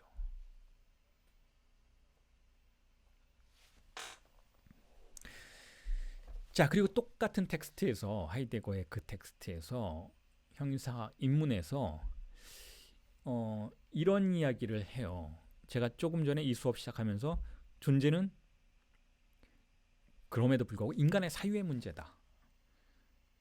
파르메니데스가 존재는 사유다라고 이야기했다면 사유는 인간의 사유인 것이니까 결국 이 존재의 문제는 인간의 문제이다. 우리가 아무리 인간이 아닌 모든 존재에 대해서 다루고 있을지언정 어쨌든 존재는 언어의 문제이고 말씀의 문제이고 인간의 사유의 문제이다 라고 이야기를 했던 것에 대해서 하이데거가 간단하게 이렇게 언급을 하고 있는 부분이 있는데 그 부분을 제가 읽어드릴게요. Im Wort in der Sprache werden und sind erst die Dinger. 40페이지에 있는 텍스트인데 이렇게 얘기해줘. 사물들은 번역하면 이래요. 사물들은 말씀 안에서 그리고 언어 안에서 비로소 처음으로 존재하게 되고 또 존재하는 것이다. 그러니까 존재론의 문제가 이 언어의 문제와 분리될 수가 없다라는 거예요. 사물들의 존재는 말씀 안에서 존재한다라는 거죠. 여기서 하이데거가 다른 설명을 하고 있지는 않지만 굳이 이렇게 말씀이라고 번역을 한 이유는 근본적인 언어이기 때문에 그래요.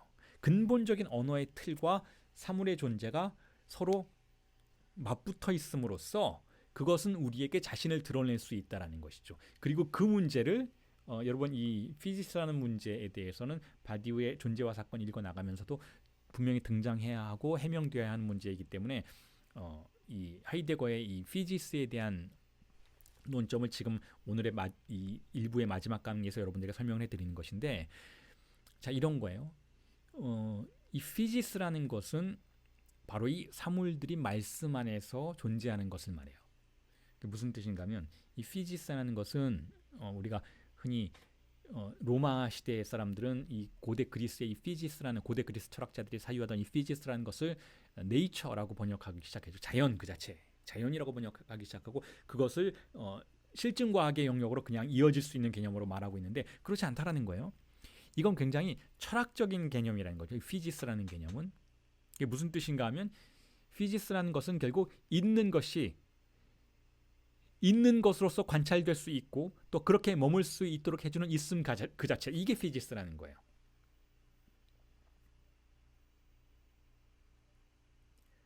그러니까 그것을 하이데거가 다시 이렇게 얘기해요. 열려 펼쳐져 이루어지는 섭리, 있음, 플러스 됨, 스스로 나타나 이루어짐. 자, 이런 방식으로 설명을 하죠.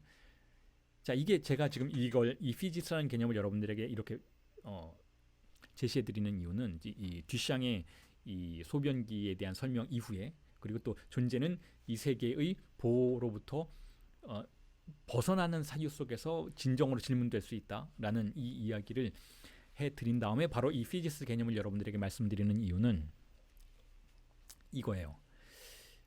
자, 존재의 문제는 어떤 의미에선 두 가지 차원이 맞붙어 있는 개념이라는 거죠. 자, 이게 존재론을 여러분들이 이해하시려고 할 때 염두에 꼭 두셔야 하는 부분이기 때문에 제가 말씀을 드리는 거예요. 우리가 존재론을 지금 탐사하고 있잖아요. 바디우의 존재론을 계속 탐사해 왔고 앞으로도 탐사할 예정이잖아요. 그 존재론이 무엇인가 하면, 자, 존재, 있음의 문제를 다루는 것인데, 있음을 규정하려는 시도인데, 자, 그런데 있음은 결국 두 가지 차원을 가지고 있다는 거죠. 그것이 거기에 있다. 그런데 그냥 있으면 여러분, 우리가 거기에 있는지 모르잖아요. 그러면 있는 게 아니에요, 여러분. 그러니까 우리가 인간이 이렇게 있는데 저긴가에 뭔가가 있어요. 그런데 단 한 번도 우리 앞에 등장한 적이 없어요. 그리고 등장한 적도 없고, 그러니까 우리는 알 수가 없죠. 그러니까 그거는 우리에게는 있는 것처럼 안 보이죠. 그리고 인간이 멸망했어요. 그러니까 그 있음은 더 이상 우리에게 나타날 확률이 없어요. 우리가 없으니까. 그러면 그건 있는 게 아니라는 거예요. 있음은 항상 있음과 드러남이 맞붙어 있는 차원을 동시에 가지고 있다는 거죠. 이게 있음, 이게 존재라는 거예요. 자, 무언가가 있는데 그 있음이 진정으로 있음이 되는 순간이, 그러니까 werden 되는 순간이 있다라는 거죠. sein이 werden 되는 순간이 있다라는 거죠. 스스로 나타나 이루어지는 순간이 있다라는 거예요. 나타나 이루어져야 한다라는 것이죠. 그게 피지스라는 거예요. 피지스라는 것은 그런 걸 의미한다라는 거예요. 그런 걸. 피지스라는 것은 있는데 그게 자신을 드러내어서 관찰될 수 있도록 하는 것. 이게 있음의 피지스의 문제라는 것인데, 그런데 어떻게 그게 관찰될 수 있는가 하면 사유하는 인간에게 관찰된다는 것. 다시 말해서 말씀 안에서 관찰된다는 것이죠. 그러니까 어떤 사물과 언어가 엉켜 있는 것이고, 그 사물의 있음이 이 언어의 어떤 특정 현상 속에서 우리 앞에 자신을 드러낸다는 거예요. 이 두 개가 이렇게 엉켜 있는 걸 존재라고 부른다는 거죠. 이 두 개가 엉켜 있지 않으면, 즉 있음, 사물과 언어가 엉켜 있지 않으면 우리는 그걸 존재라고 부를 수는 없다라는 거예요. 있음은 그렇게, 존재의 문제는 그렇게 두 가지 차원이 있다라는 거죠. 자, 이제부터 그래서 그 두 가지 차원을 염두에 두면서 바디우의 이야기들을 정리를 해볼게요. 지난 수업에서도 여러분들에게 성찰 1에 대한 부분을 읽어드리고 잠시 소개를 해드렸잖아요. 우리가 지금 서론까지는 다 마쳤고 이제 성찰 1, 메디타시옹 앙을 시작을 하는데, 거기서 바디우는 자, 존재론의 근본 조건으로서, 선험적 조건으로서 자, 두 개를 제시하고 있다라고 지난 수업에서 말씀을 드렸는데, 그 부분을 다시 말씀을 드릴게요. 지난 수업에도 읽어드렸던 거예요. Ce qui se présente est essentiellement multiple. Ce qui se présente est essentiellement un. 번역을 하면 이렇죠. 자신을 스스로 드러내는 것은 본질적으로 다수이다. 우리가 경험적으로 무언가가 우리 앞에 등장을 하면 이게 다수적인 방식이라는 거예요. 여러 번 등장한다라는 거죠. 그리고 이게 존재론의 첫 번째 조건이라면, 선험적 조건이라면, 우리가 어떤 존재를, 어떤 있음을 우리가 관찰할 때 맞닥뜨리게 되는 첫 번째 조건이라면, 즉 다수성이 첫 번째 조건이라면, 그렇잖아요, 여러분. 백상현이 어제에도 있었고 그제에도 있었어요.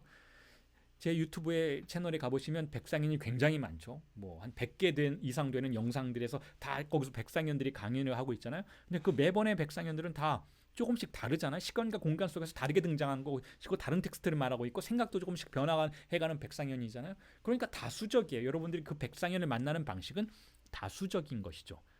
자, 그래서 존재가 자신을 드러내는 것은 본질적으로 다수라는 거예요. 자, 그런데 그럼에도 불구하고 그 유튜브에 나오는 백상현은 한 명이라고 우리가 가정하죠. 즉 자신을 스스로 드러내는 그것은 본질적으로 하나이다라는 또 다른 선언적 조건이 존재론에 가정이 되어야 한다는 거예요. 즉 다수와 하나, 다수와 일자가 우리가 존재를 생각할 때 버릴 수 없는, 어느 하나도 버릴 수 없는 두 가지 개념이라는 거예요. 다수성과 일자성.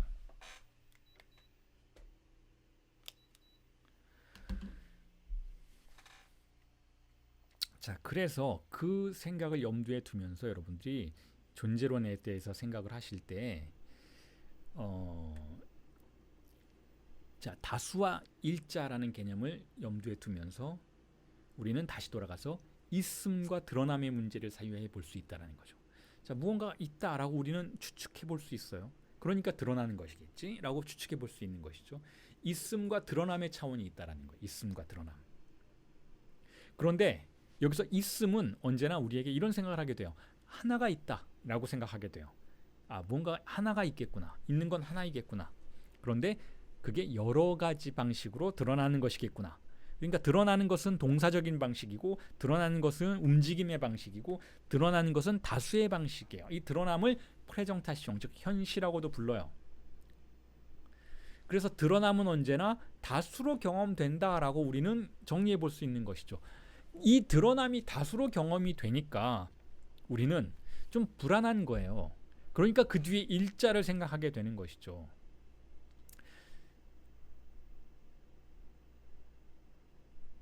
자, 여러분, 우리가 예를 들어서 이렇게 생각할 수 있어요. 우리 자신의 정체성에 대한 문제를 생각해 봅시다. 우리 그런 얘기 하잖아요. 우리가 어디 가서 어떤 나답지 않은 일을 했을 때, 혹은 어디 가서 나답지 않은 취급을 받았을 때, 우리 이런 얘기하죠. 뭐 예를 들어서 뭐 경찰서장이, 뭐 아니면 뭐 장관이, 뭐 정부의 고위 관료가 택시를 탔는데 술 한잔 한 거예요. 그런데 택시기사하고 말싸움이 난 거예요. 그때 거기서 좀 추태를 부리죠. 그러면서 이렇게 얘기하죠. 내가 누군지 알아? 이렇게 얘기하죠. 나 그런 사람 아니야? 이렇게 얘기하죠. 당신이 나한테 그렇게 막 할 수 있는 그런 사람 아니야? 라고 얘기하죠. 거기서는 좀 추태를 부리고 막 할 수 있는 사람처럼 굴었어요. 근데 원래는 일자가 뒤에 있다라는 거예요. 대단한 사람이란 일자가 있어요. 여기서는 술 취해서 조금 허우적거리고 있어도 나는 원래 그런 사람 아니야 라고 이야기할 수 있는 거죠. 자, 드러남과 있음의 문제가 제기될 수 있어요. 정체성의 문제에 대해서. 혹은 예를 들면 어젠가 뭐 퀴어 축제였잖아요. 지금 뭐 미 대사가 그 동성애자가 대사로 와서 우리나라 보수계가 난리가 났죠. 그런데 이 성적인 정체성의 문제에 대해서도 우리 이렇게 생각할 수 있어요. 어떤 사람이 자신이 동성애자라는 걸 알게 됐어요. 예를 들어서 한 남자인데 자기가 동성애자라는 걸 한 청소년이 문득 알게 된 거예요. 아, 내가 동성애자네. 그런데 남자이면서 남자를 사랑하는 그 존재의 일자는 없는 세계에 살고 있어요. 우리가 남자는 여자를 사랑하는 거야, 여자는 남자를 사랑하는 거야, 이런 개념들을 가지고 있다면 그걸 우리가 인정하고 그것이 남자의 존재이다, 그것이 여자의 존재이다라는 그 사고를 가지고 살아가는 세계에 살고 있다면 그 한 학생은, 그 남성은 자신이 남자인데도 남자를 사랑한다면, 그렇다면 그때는 이 학생이 정체성의 혼란을 겪을 뿐만 아니라 존재의 혼란을 겪는 거예요. 나라는 존재가 그럼 뭐야? 라고 생각하는 거죠. 존재의 문제에 대해서 나는 소외되어 있네? 그런 존재는 있나? 그런 존재가 있을 수 있을까? 라는 질문을 던지게 되는 거예요. 이 퀴어 축제 같은 건 그런 존재도 있다라고 주장하는 그런 투쟁과 행사인 것이죠. 그것도 존재다라는 거예요. 그것도 그런 존재도 존재다라는 것이죠. 혹은 예를 들어서 제가 조금 전에 우리는 우리 자신을 무겁게 생각해야 한다, 우리 자신을 귀하게 생각해야 한다, 우리 자신을 중요하고 무겁고 어려운 존재로 생각해야 된다 라고 말씀을 드렸잖아요. 자, 그것에 반대되는 상황이 이런 거예요. 우리가 우연적인 존재처럼 느껴질 때, 그냥 뭐 요즘 유행하는 태어난 김에 산다 라는 말이 있잖아요. 그냥 우연히 사는 것처럼 느껴질 때, 우연히 그냥 우리는 그런 삶을 사는 것처럼 느껴질 때, 정체성의 혼란이 오는 거예요. 혹은 우리 존재에 대한 질문이 던져질 수도 있는 것이죠. 내가 이렇게 살아도 되나? 라는 거예요. 자, 드러남의 현상은 드러날 때에는 내가 우연적으로 드러나 있는 것처럼 보이는 거죠. 뭐 엄마 아빠가 어떻게 낳겠지, 뭐 어떻게 살겠지, 우연적인 것처럼 보이는 거죠. 내가 나 자신의 드러남을 이렇게 관찰해 보니까 우연적인 거예요. 혹은 어떤 예를 들어서 조금 전에 말씀드렸던 그 동성애자 사례에서는 그 동성애자가 자신을 이렇게 드러내는 걸 보니까, 스스로의 드러남을 보니까, 예를 들어서 동성애자라는 드러남이 계속 출현하고 있는 거예요.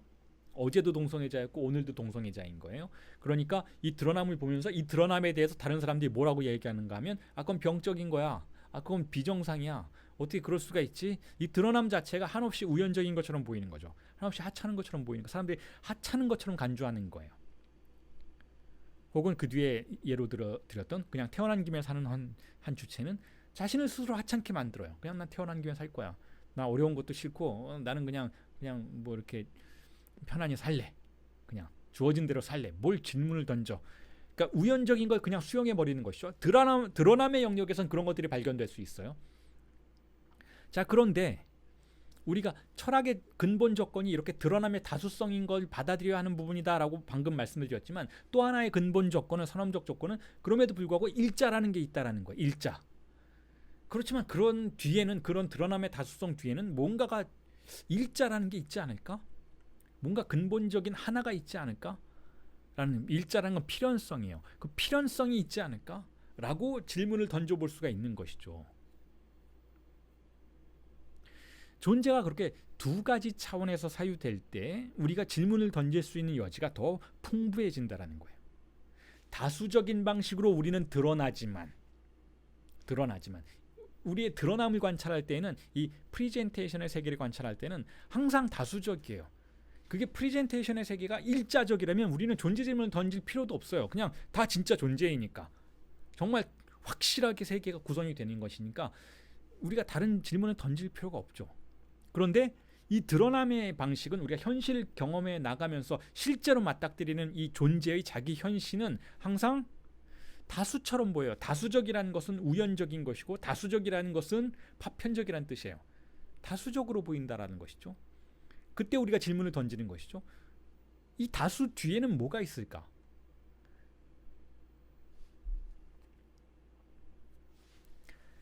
이런 도식으로 여러분들이 사고해 보실 수 있을 것 같습니다. 자, 드러남은, 프레정타시옹은 현시인 것인데, 그것은 동사적인 차원이에요. 역동 속에 있어요. 움직임 속에 있는 것이요. 이 세상이 작동하는 그 표면적인 모습이라는 거예요. 표면적인 모습은 막 역동적이고 다수적이고, 어제의 나가 오늘의 나 같지도 않고 뭔가 변화한 것 같고 그렇다라는 거예요. 자, 그런데 그 뒤에 만약에 이 드러난 것이 그냥 허상이 아니라면, 환상이 아니라면, 그 뒤에 뭔가 필연적인 것이 있다면 그 있음은 다수적인 것이 아니라 일자가 아닐까, 하나가 있는데 여러 가지 방식으로 등장한 건 아닐까라고 우리가 사유하게 된다는 거죠. 추정하게 된다는 것이죠. 그래서 우리는 사실은 시간의 순서를 역행하는 방식으로 그걸 추정하게 된다는 거예요. 다시 말해서, 자, 무언가가 원래 있었는데 우리에게 그것이 사후적으로 이렇게 다수적으로 드러나는 것이 아닐까. 근데 이게 시간적으로 역행하는 방식이라는 것은 왜 그런가 하면, 여러분, 사실상 우리는 드러난 것을 추론한 뒤에 그 기원을 가정하는 습성이 있기 때문에 그렇다라는 거예요. 자, 무언가가 드러났어요. 그리고 드러난 것의 결과로서 우리는 그 뒤에 있는 무언가를 추정하는데, 근데 추정하는 방식은 이런 거예요. 시간을 역행해서 무언가가 원래 있었고 그것이 이렇게 다양한 방식으로 드러난 것은 아닐까.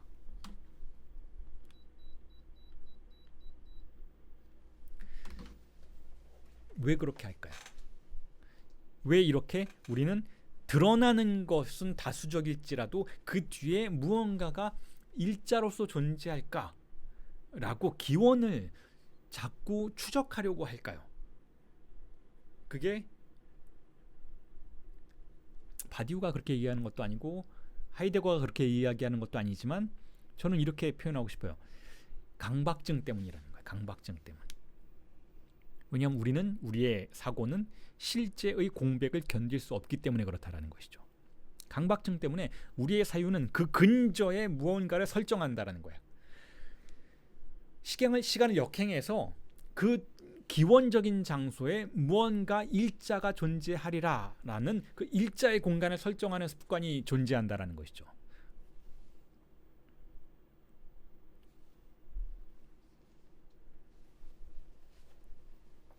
그걸 제가 사유의 강박증이라고 불러요. 사유의 강박증. 그리고 그게 바로 플라톤을 비판할 때 대부분의 20세기의 철학자들이 표현하는 방식이기도 하죠. 플라톤의 철학이 뭐예요, 여러분? 플라톤의 철학을 그렇게 단순하게 환원시키면 안 돼요, 여러분. 단순하게 환원시켜서 플라톤은 바보 같다, 플라톤은 강박증자다, 플라톤은 뭐 그렇다라고 이렇게 단순화시키지 말아야 하지만 플라톤을 보다 풍부하게 읽어야 결국 우리가 거기서 사유의 여행 속에서 여정 속에서 끌어낼 수 있는 가치 있는 것들이 우리에게 자신을 드러낼 테지만, 자, 그럼에도 불구하고 20세기의 많은 프랑스 철학자들이 플라톤을 격렬하게 반대하고 공격했어요. 왜냐하면 플라톤은 일자의 철학자이니까. 플라톤은 표면의 세계에서 다수성들이 등장하는 것을 견디지 못하고 그 다수성 뒤에 이데아를 가정했던 존재이니까 결국 일자의 권력을 형성해내는 강박증적인 사고를 보여주었던, 그리고 그걸 완성했던, 그리고 그것을 20세기까지 이어지는 서구 철학의 수천 년간의 철학에 강제했던 인물로서 결국 때론 눕혀야만 하는 철학의 적으로서 가정했었다라는 거죠. 20세기 철학이 그랬어요, 여러분. 심지어 20세기에는 예를 들어 미셸 푸코도 그렇고 들레즈도 그렇고 리오타르도 그렇고 락강도 그렇고 철학을 죽이기 위해서 철학을 했던 철학자들의 시기라고 이야기될 수 있을 정도로 이 우리가 전통적으로 철학이라고 말했던 그 일자의 개념을 중심으로 구성된 존재론을 공격했던 철학사의 시기라고, 포스트 모던을 그렇게 부를 수 있는 것이죠. 그 논리에 따르면, 그리고 락강도 그렇게 생각을 하고, 그 논리에 따른다면 이 플라톤처럼 표면적인 다수성들을 그대로 놓아두지 않고 그 뒤에 아니다, 일자가 존재할 거다라고 기원을 설정하는 이러한 철학은 결국 타자의 주입상스가 존재한다라는 사실을 받아들일 수 없는 강박증적인 남성적 태도라는 거예요. 타자의 주입상스라는 건 결국 실제인 것이죠. 카오스인 것이죠. 이 카오스를 받아들이지 않으려고 했던 강박증적 태도가 바로 플라톤 철학의 근본이라는 거예요. 그 플라톤 철학의 정체성이라는 것이죠. 그래서 그 20세기의 철학을, 그 플라톤에 반대하고 헤겔에 반대했던, 그 일자의 철학에 반대했던 그 20세기의 철학을 포스트 모더니즘이라고도 부르지만 소피스트들의 세계라고도 부르고 히스테리적 철학의 세계라고도 부르죠. 히스테리증자들의 세계. 히스테리증자들은 카오스를 수용하는 사람들이에요. 오히려 카오스를 적극 도입함으로써 현재를 지배하고 있는 일자적인 권력들을 붕괴시키고 새로움을 만들어내려고 하는 예술가들의 철학적 세계인 것이죠. 예술가적 철학자들의 세계인 것이죠. 자, 그런데 제가 조금 전에 말씀드렸던 것처럼 플라톤을 그렇게 단순하게 읽을 필요는 없다. 물론 그렇게 읽어서 20세기 후반의 철학이 상당한 성과를 가져온 건 사실이에요. 철학의 역사를 한 단계 도약시킨 건 사실이죠. 그래서 바디우가 그 시기를 위대한 소피스트들의 세계라고 부르는 것도 사실이죠. 자, 하지만 플라톤을 그렇게 어떤 일자를 주장하는 강박증자로 환원시키기에는 거기에 너무 많은 이야기들이 숨겨져 있고 너무 많은 이론적인 여로들이 다양한 사고의 풍부한 가능성들을 제공해 준다는 거예요. 그렇기 때문에 그렇게 플라톤을 단숨에 폐기시켜버릴 수는 없는 문제라는 것이죠. 왜냐하면 결국 우리가 현실의 그 드러남의 세계, 존재가 드러날 때 우리에게 보여주는 그 다수성들의 구조, 견디지 못하고 이 우연성들, 이 파편성들을 견디지 못하고 그 뒤에 기원적으로 사후적으로 생각하는 것이기는 하지만 그 뒤에 기원적으로 일자를 가정하는 이러한 태도가 결국은 사유의 조건 그 자체라는 거예요. 이런 구조가 없으면 우리는 사유를 할 수가 없다라는 것이죠. 그러니까 플라톤을 부정하는 건 사유의 구조 자체를 부정하는 것이나 다름이 없다라는 거예요. 사유의 구조가 그렇게 일자와 다수의 상호적인 관계 속에서 작동하는 것이다라는 거죠. 그래서 바디우가 지금 이 성찰 1의 첫 번째 문장으로 일자와 다수는 존재론의 선엄적 조건이고 근본적 조건이고 그것 없이는 사유가 불가능하다라고 이야기하는 거예요. 그 대신 순서를 좀 바꿔보자는 거죠. 순서를. 다수성이 출현한 뒤에 일자가 출현하는 것으로 우리는 가정해 볼 수도 있다라는 거예요. 혹은 일자를 존재로서 생각할 필요도 없지 않을까라는 제안을 지금 바디우가 슬금슬금 하기 시작하는 것이죠. 2부에 가서 여러분들과 함께 살펴볼 그 칸토의 이야기, 집합론의 이야기들을 전개시키기에 앞서서 바로 앞에서 그 이야기도 다시 한번 할 거예요. 우리의 사유가 작동하려면 일자라는 기능이 존재해야만 한다라는 것이고 그걸 폐기시킬 수가 없다라는 거예요. 그걸 폐기시키는 순간 사유가 정지되고 사유가 정지되면 조현병의 세계예요. 그래서 바디우는 이렇게 플라톤의 이 강박증적인 태도를 넘어서기 위해서 오히려 더 강박증자가 되려고 한다라는 이 역설적인 전략을 취하고 있다라는 거죠. 바디우 말고 그 바디우의 시대를 살았던 다른 많은 철학자들은 이 플라톤과 헤겔의 일자의 철학, 강박증적인 철학, 남성적인 철학을 넘어서기 위해서 여성적인 구조를 불러들여 왔어요. 히스테리증자적 담화의 구조를 불러들여 와서 그 안에서 예술가와 같은 태도로 철학을 붕괴시켜 나갔던 거죠. 자, 그런데 거기에 대해서 바디우는 반대함으로써 어떤 태도를 취하는가 하면 이 플라톤의 남성적 강박증의 태도를 붕괴시키고 한 발짝 더 나아가기 위해서 오히려 더 남성적이 된다라는 거예요. 오히려 더 강박증적인 태도를 취한다라는 거죠. 오히려 더 집요한 수학의 영역 안으로 들어가서 강박증이 붕괴되는 논리를 따라가려고 한다라는 거예요. 그러니까 여러분 우리가 어떤 일자의 질서를 붕괴시키기 위해서는 두 가지 태도를 취할 수 있다고 생각해요. 첫 번째 태도가 히스테리적 태도예요. 즉 다양성을, 다수성을 찬양하고 그 혼란을 그대로 수용함으로써 그 안에서 무언가가 다시 생산될 수 있는 영역으로 나아가는 것. 히스테리적 태도인 것이죠. 이게 전형적으로 20세기의 포스트 모던 철학자들이 취했던 태도들인 것이죠. 자, 그런데 이 일자의 권력을 붕괴시키는 두 번째 선택지도 있어요. 그게 바로 우리가 흔히 증상적인 차원에서 강박증자들을 관찰할 때 발견하게 되는 태도인 것이죠. 강박증자들은 어떻게 하는가 하면 오히려 더 질서를 아주 정교하게 세워나가죠. 더 정교하게 질서를 만들어 나가요. 강박증자들은 자, 그게 뭐가 나쁘냐라고 생각할 수 있잖아요. 뭐 자신의 삶을 막 질서화시키고 통제시키고 자신의 삶을 통제시키는 방식으로 카오스가 존재하지 않는 것처럼 그런 건 있을 수 없는 것처럼 혼돈이란 내 인생에는 있어서는 안 되는 것처럼 완전히 철저하게 더 통제하는 사람들이 왜 병원에 갈까요? 그 강박증이 붕괴되는 지점과 만나기 때문에 그래요. 강박증이 붕괴되기 시작해. 강박증에 의해서 질서를 추구하는 사람들이 그 정점에 도달하면 그 추구하려는 노력 때문에 오히려 질서 자체가 붕괴되는 시점과 만나게 되는 것이죠. 그게 바로 여러분 20세기 수학이라고 바디우는 생각하는 거예요. 그래서 수학을 끌고 들어와서 강박증을 붕괴시키기 위해서 오히려 강박증을 선택하는 아주 특별한 전략을 취하는 게 바디우라는 것이죠. 바디우의 철학이 그래서 특별하다라는 거예요. 바디우의 철학은 일자의 철학 혹은 강박증의 철학을 동의하지 않아요. 플라톤을 동의하지 않아요. 플라톤이 위대하다고 말하지만 플라톤의 어떤 부분이 위대한 것이지 플라톤의 전체적인 논지에 대해서 온전히 동의하지는 않아요. 플라톤을 다시 그래서 재해석하려고 하죠. 다시 태어나게 만들려고 하는 거예요. 플라톤을 있는 그대로 수용하지 않고. 자, 그럼에도 불구하고 그렇게 하기 위해서 플라톤을 다시 태어나도록 만들기 위해서 이 강박증자를 다시 태어나도록 만들기 위해서 플라톤의 강박증을 치료하는 것이 아니고 오히려 강박증을 더 가중시키는 거예요. 너 강박증자야? 그래. 그래 한번 당해봐라. 그리고 강박증을 더 얹어버리는 것이죠.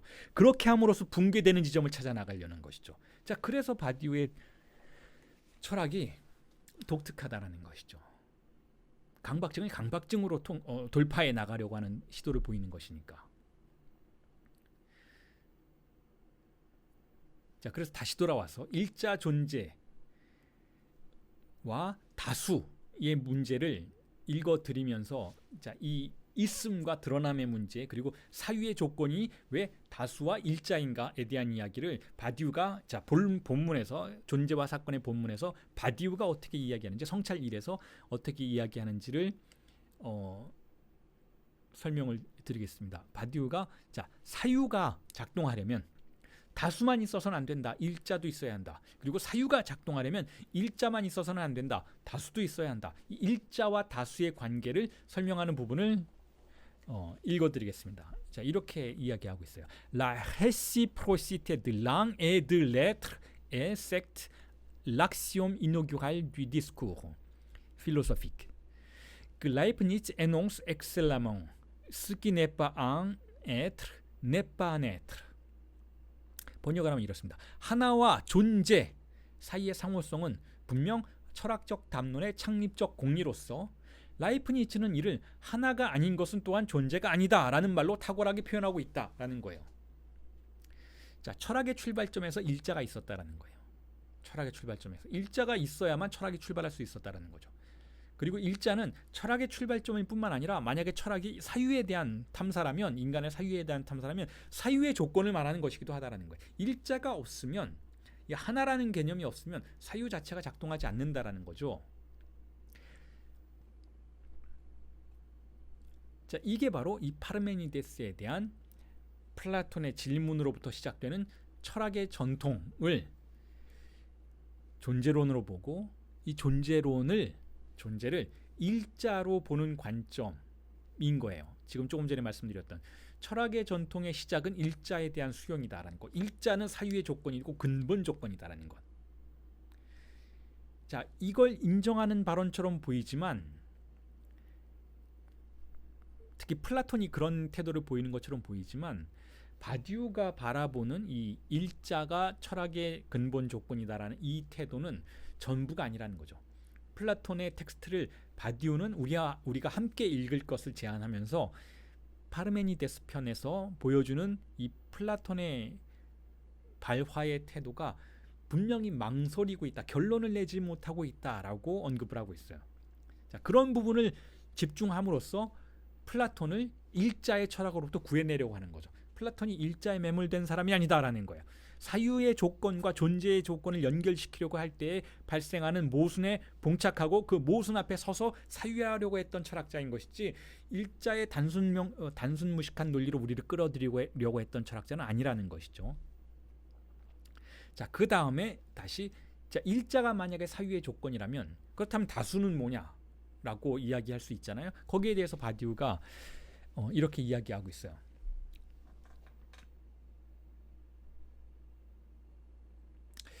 Car si l'être est l'un, il faut en venir à poser que ce qui n'est pas un, soit le multiple, n'est pas. Ce à quoi la pensée répugne, puisque ce qui se présente est multiple, et qu'on ne voit pas qu'on puisse s'ouvrir un accès à l'être hors de toute présentation. Si la présentation n'est pas, y a-t-il encore sens à désigner comme être ce qui se présente? 번역을 하면 이렇습니다. 왜냐하면 만일 존재가 일자라면, 그러니까 존재가 일자라는 게 철학의 근본 태제였다라고 조금 전에 말했잖아요. 일자가 아닌 건 다수죠. 다수는 존재하지 않는다고 가정하게 되기 때문이다. 그런데 사유는 이러한 가정을 거부한다라는 거예요. 우리가 제대로 멀쩡하게 생각하는 사람이라면 다수가 존재하지 않는다라고 생각할 수 없다는 거죠. 왜냐하면 현시되는 것은 다수이기 때문에, 우리가 삶을 살아가면서 마주치는 모든 존재의 드러남은 다수적이라는 거예요. 이거 다 환상이냐? 아니라는 거죠. 모든 현시의 외부에서 우리가 존재로의 통로를 계시할 수는 없는 것처럼 보이기 때문이라는 거예요. 만일 현시가 존재하지 않는다면 그렇게 자신을 드러내는 그것을 표지하는 게 무슨 의미인가라는 거예요. 그러니까 다시 말해서 여러분, 우리가 인생을 삶을 일상을 살아갈 때 만나는 모든 것은 존재가 자신을 현시하는 것들이잖아요. 여러분은 제가 여러분 앞에 나의 존재를, 저의 존재를 현시하는 걸 보고 계세요. 경험하고 계세요. 자, 이런 현시들은 다수적이라는 거예요. 다수적이야. 제가 여러분 앞에 등장하는 방식은 관념적이 아니라는 거예요. 그런데 이렇게 자기 자신을 현시할 때 저라는 사람을 여러분들이 생각하면 하나의 이미지가 떠오르죠. 관념적으로 하나가 떠올라요. 대체로 그러실 거예요. 그러면 그건 일자일 수 있어요. 근데 이 다수적인 현시의 결론으로서 등장하는 일자인 것이죠. 자, 그러니까 만약에 조금 전에 이야기했던 것처럼 존재가 일자라면 다수는 존재가 아니라는 것인데, 자, 그것에 대해서 우리가 받아들일 수가 없다라는 거. 우리가 사유가 그걸 받아들일 수가 없다는 거. 왜냐하면 현시하는 것 자체가 존재가 아니라면 그거 다 환상이란 얘기인데, 그런 거 다 환상으로 돌리고 나서 관념적으로 일자만 존재한다라는 사고방식이 무슨 의미가 있냐라는 것이죠. 우리 앞에 존재를 드러내는 그 다수성들이 만약에 존재하지 않는 것이라면, 자, 그럼 우리 사유가 받아들일 수 있는 그런 논제가 아니라는 거예요. 그걸 우리 받아들일 수 없다라는 거죠. 현실은 다 허상이야 라고 말한다는 것 자체가 우리의 사유가 받아들일 수 있는 문제가 아니라는 거죠. 왜냐하면 현실되는 건 다수이니까. 우리가 현실에서 경험하는 것은, 존재의 드러남은, 그 형식은 다수성이니까 그걸 없다고 말할 수 없다라는 거예요. 그래서 제가 예를 들어놨어요, 여러분. 농부가 있다고 쳐봅시다. 농부가 농사를 짓는 사람이죠.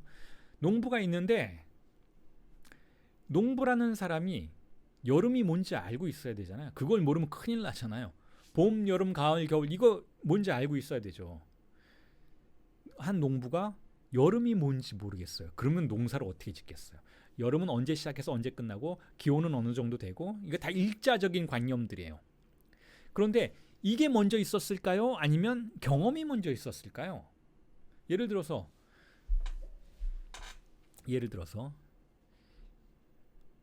조금 전에 말씀드렸던 것처럼 존재가 일자다라는 가정을 하게 되면 이렇게 돼요. 자, 여름이라는 존재가 있다는 거 분명히 알고 있어요. 여름 있어요.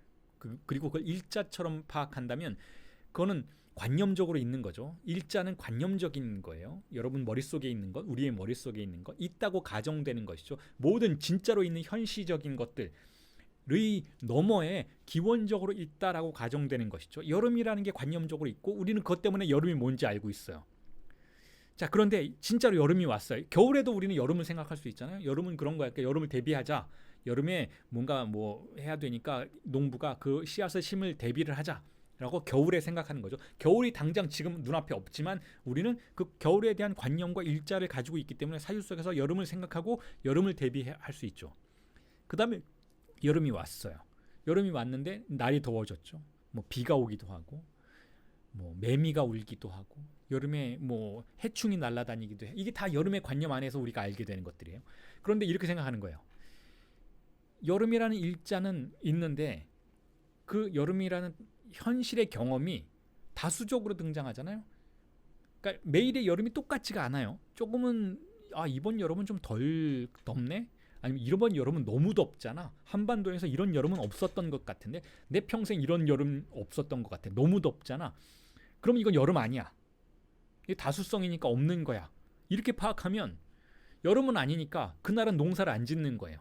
나는 여름에만 농사를 지으려고 했는데 이 여름은 내가 모르는 여름이야. 다수성이야. 그러니까 이날은 여름이 아닌 거야. 그러니까 여름이 아니니까 난 여름에 농사 짓는 사람이니까 이날은 농사를 안 짓는 거겠지? 라고 생각하는 그런 사람이 있을까요? 없죠. 오히려 거꾸로 우리가 추론해 볼 수 있어요. 거꾸로.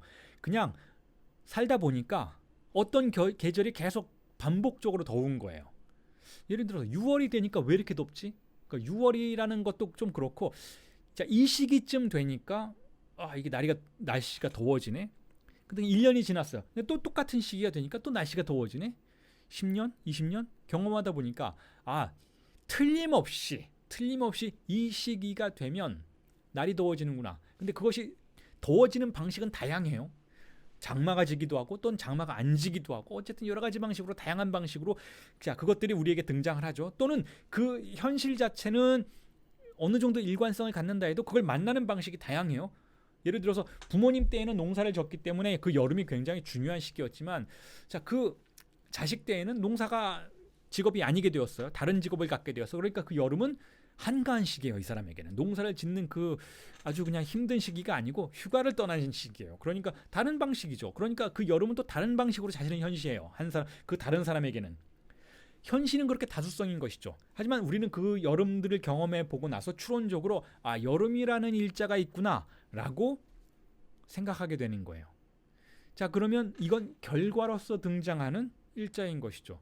그러니까 우리는 여기서 여름이 자기 자신을 현시하는 그 다수적인 것에 대해서 그건 다수성이니까 없는 거야 라고 말할 수는 없다라는 거예요. 거기에 대해서 우리가 이 일자는 여름이라는 건 있는데 경험적으로 등장하는 그 다수적인 경험은 없는 거야 라고 말할 수 없다라는 것이죠. 그럼 무슨 의미가 있냐는 거예요. 그런 관념이. 그런 관념론 안에 우리가 들어가면 도대체 우리가 그 현실을 그 다수성을 살 의미가 뭐가 있냐는 것이죠.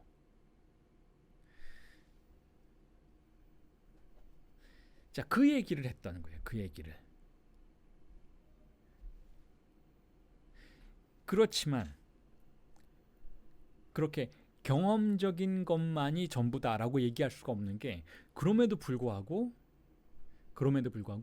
일자라는 개념이 있어야 우리는 또 여름을 생각할 수 있어요. 부모님이 농부이고 자식도 농부라면 그 부모님이 자식한테 가르쳐 주는 거죠. 농사를 어떻게 지어야 되는지. 그럴 때는 일자를 작용시켜야 돼요. 자, 여름이라는 게 있어. 여름이 올 거야. 너는 아직 여름을 잘 모르지. 하지만 여름이 올 거야. 그러니까 그 여름에는 이런 일들을 해야 돼 라고 말을 할 때에는 사유가 전달되는 것이잖아요. 자, 그럴 때에는 여름이라는 일자가 있어야 돼요. 여름이라는 하나의 기준이 있어야 이 아이에게 여름이 무엇인지를 설명할 수 있는 것이죠. 자, 그래서 바디우가 이렇게 이야기를 하고 있어요. 읽어드릴게요. Allanvex, si la présentation est, il faut que le multiple soit d'où résulte que l'être n'est plus réciprocable à l'un et qu'il n'est pas requis de tenir pour un ce qui se présente en tant qu'il est ce à quoi la pensée répugne car la présentation n'est multiple qu'autant que ce qu'elle présente se laisse compter pour un. 번역을 하면 이렇습니다. 그와 반대로 만일 현시가 있다면 다수성이 있어야 하는데 자, 현시라는 건 다수성이잖아요. 다수성이 있어야 하는데 여기서 도출되는 결론은 존재가 일자와 상호적이지 않다는 것이다 라는 거예요. 만약에 둘 중에 하나만 있어야 한다면 우리가 처음에는 일자가 있으면 현시가 없다, 다수가 없다 라고 이야기하고 그런데 다수가 없다라면 결국 일자가 있는 게 무슨 의미가 있느냐. 자, 그 얘기를 했었잖아요. 근데 그 지금 반대 이야기라고 있어요. 알랑백스 반대 이야기를 하고 있어요. 만일 현시가 있다면 현실은 다수성이니까 다수성은 있는 거예요. 그런데 여기서 도출되는 결론은 존재가 일자와 상호적이지 않다라는 거예요. 그러니까 다수성만 있고 다수성이 존재라면 일자는 존재가 아니라는 것이죠. 그러니까 존재와 일자가 상호적이지 않다라는 거예요. 그리고 존재하는 것으로서 자신을 현시하는 그것이 일자로 간주되도록 요구되지 않는다는 거예요. 존재하는 것으로서 자신을 현시하는 것이 여름들이 경험으로서 우리가 겪게 되는 여름들이 자 그것이 일자로 간주되도록 요구되지 않는다라는 거예요. 모든 여름이 똑같은 여름이라는 관념 속에 들어가지 않아도 된다라는 것이죠. 자 그런데 사유는 이것에 대해서도 거부한다라는 거예요. 여름이 사유되려면 여름이라는 일자가 있어야 된다라는 거죠. 왜냐하면 현시는 그 자신이 현시하는 그것이 일자로 셈해지도록 하는 한에서만 다수이기 때문이다 라는 것이죠. 자 여기서 꽁트 뿌앙 또는 꽁테 뿌앙이라는 개념이 나오고 있어요. 즉 하나로 셈해진다 라는 개념이 나오고 있는 것이죠.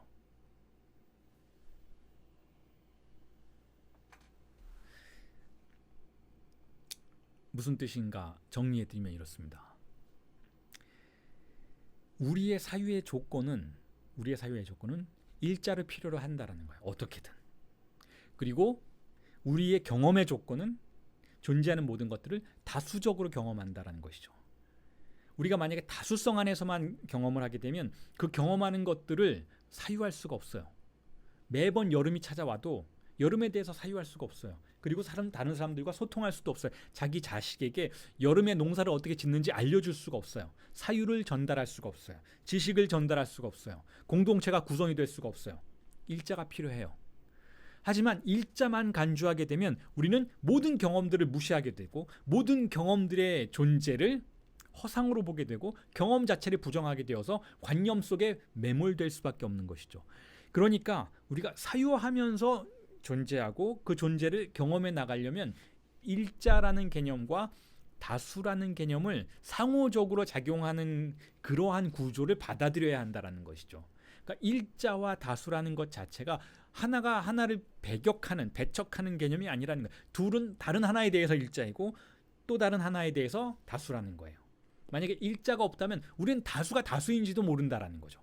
그리고 다수가 없다면 우리는 일자의 세계를 경험적으로 추론낼 수가 없다라는 것이죠. 자, 그래서 이 문제를 해결하려는 거예요. 지금 고전 철학이 일자가 존재다라고 가정을 함으로써 만나게 되는 역설들을 하나하나 짚어 나감으로써 바디우는 이 둘 다 끌어들여야 한다라는 거예요. 사유의 체계 안으로 끌어들여서 존재론을 구성해 내야 한다라는 것이죠. 그래서 이런 이야기를 하고 있어요. 이 부분을 이야기해 드리면서 오늘 강의를 정리 드리고 일부의 강의를 정리를 해드리겠습니다. Langue n'est pas. Il n'est cependant pas question de céder sur ce que Lacan épingle au symbolique comme son principe. Il y a de langue. 번역하면 이렇습니다. 일자는 존재하지 않는다. 그럼에도 이것은 락강이 상징계에 관하여 규정한 것으로서 일자적인 것이 있다라는 원칙을 포기하는 것은 아니다. 갑자기 락강 불러드리고 있죠. 그러면서 이렇게 이야기를 한 거예요. 자, 바디우가 이야기하고 있어요. 일자는 존재하지는 않는다라는 거예요. 일자는 존재가 아니다라는 거죠. 자, 이건 고전 철학에 대한 반론이에요. 일자가 있다, 존재하는 건 유일하게 일자다라고 이야기했는데 그렇지 않다라는 거예요. 일자는 존재하지 않는다. 자, 그렇지만 덧붙이고 있죠. 미스테리한 방식으로. 그걸 또 이 샘물결 판본에서는 잘못 번역을 했더라고요. 그럼에도 이것은 락강이 상징계에 관하여 규정한 것으로서 일자적인 것이 있다라는 원칙을 포기하는 건 아니다라는 거예요. 그러니까 락강이 상징계에 관하여 규정한 것으로서 일자적인 것이 있다라는 것을 여전히 수용하는 태도라는 거죠. 일자적인 뭔가가 있다라는 걸 바디우가 인정한다라는 거예요. 바디우는 지금 하나는 존재는 아니다라고 얘기해요. 고전 철학이 그렇게 이야기를 했지만 거기에 대해서는 동의하지 않는다라는 거예요. 자, 그렇지만 일자 개념은 포기하지 않는다라는 거죠. 왜냐하면 락강이 상징계의 작동 원리로서 일자를 설정했던 것을 수용하고 있으니까. 그러니까 일자는 존재는 안 하지만 일자가 없지만 일자의 기능이 있다라는 거예요. 그리고 그 일자의 기능을 다루는 사유의 한 분야가 바로 락강의 상징계 개념이라는 거예요. 그리고 여러분 이제 떠올려 보세요. 조금 전에 제가 피지스라는 고대 그리스의 개념에 대해서 설명을 드렸던 부분을 떠올려 보세요. 그리고 오늘의 결론처럼 제가 말씀을 드릴게요. 자, 하이데거가 그 피지스의 개념 설명하기 직전에 뭐라고 했어요? 존재는 말씀 안에 있다는 거예요. 말씀 안에 없으면 존재가 아니라는 거죠. 그리고 그 다음에 제가 뭐라고 설명을 드렸어요? 존재는 드러남과 맞닿아 있다는 거죠. 존재만 있고 드러남이 없으면 이건 존재가 아니라는 거예요. 드러남만 있고 존재가 없으면 이건 허상이라는 거죠. 두 개가 같이 있어요. 존재와 드러남. 존재는 자신을 드러냄이에요. 이 말로써 존재를 규정할 수 있어요. 존재는 드러나야 하는 것인데 어떻게 드러나는가? 말씀 속에서 드러난다라는 것이죠. 그러니까 말씀의 개념과 존재의 개념은 붙어 있는 거예요. 그런데 어떤 말씀인가 하면 말은 어떻게 존재를 드러내는가 하면 바로 일자의 기능을 통해서 존재를 드러내게 된다라는 것이죠. 그러니까 일자는 존재는 아니지만 존재의 드러남의 조건이에요. 자, 그런 의미에서 존재론은 바로 일자와 다수의 이 두 개념을 함께 아우르면서 구조를 형성해 내므로써만 구성될 수 있는 학술적 범주라는 것이죠. 존재론은 일자와 다수를 모두 필요로 한다라는 거예요. 한쪽을 버릴 수가 없다라는 것이죠. 그게 바로 존재론의 규정이고 바로 그것을 설명하기 위해서 바디우가 존재론의 선언적 조건으로서 일자와 다수를 설정해 놓고 지금 설명해 나가고 있는 것이죠. 자, 여러분 10주간 그리고 격주로 했기 때문에 20주의 긴 시간 동안 저와 함께 알랑 바디우의 존재와 사건의 서문을 함께 읽어보셨습니다. 여러분들은 제가 처음에 이 강의를 시작할 때 여러분들의 삶에 이 존재와 사건이라는 텍스트가 사건처럼 기능했으면 좋겠다. 그리고 철학함이라는 것은 결국 자기 자신의 존재를 변화시키는 것이고 우리는 그걸 믿는 사람들이다. 함께 믿는 여정으로 나아가자라는 설명을 해드렸던 걸 기억을 하셨을 거예요. 얼마나 제 강의가 여러분들의 삶을 변화시키는 욕망의 원인이 되었을 수 있었는지는 모르겠습니다. 자, 하지만 이제 서문이 끝나고 앞으로 본격적인 본문의 강의들이 8월 22일인가요? 시작이 될 텐데 그 시점이 되면 좀 더 본격적인 방식으로 8월 21일이군요. 보다 본격적인 방식으로 존재론과 우리의 일상적인 삶과 진리의 문제가 어떻게 사유될 수 있는지를 함께 탐사해 나갈 것이라는 예고를 드리면서 강의를 정리해 보도록 하겠습니다. 자, 오늘 강의를 이렇게 정리를 하겠습니다. 그리고 8월 21일 옆에 지금 텍스트가 나가고 있죠. 존재와 사건 강의 2부가 시작될 겁니다. 거기서는 보다 수학적인 내용들이 이제 본격적으로 등장할 거예요.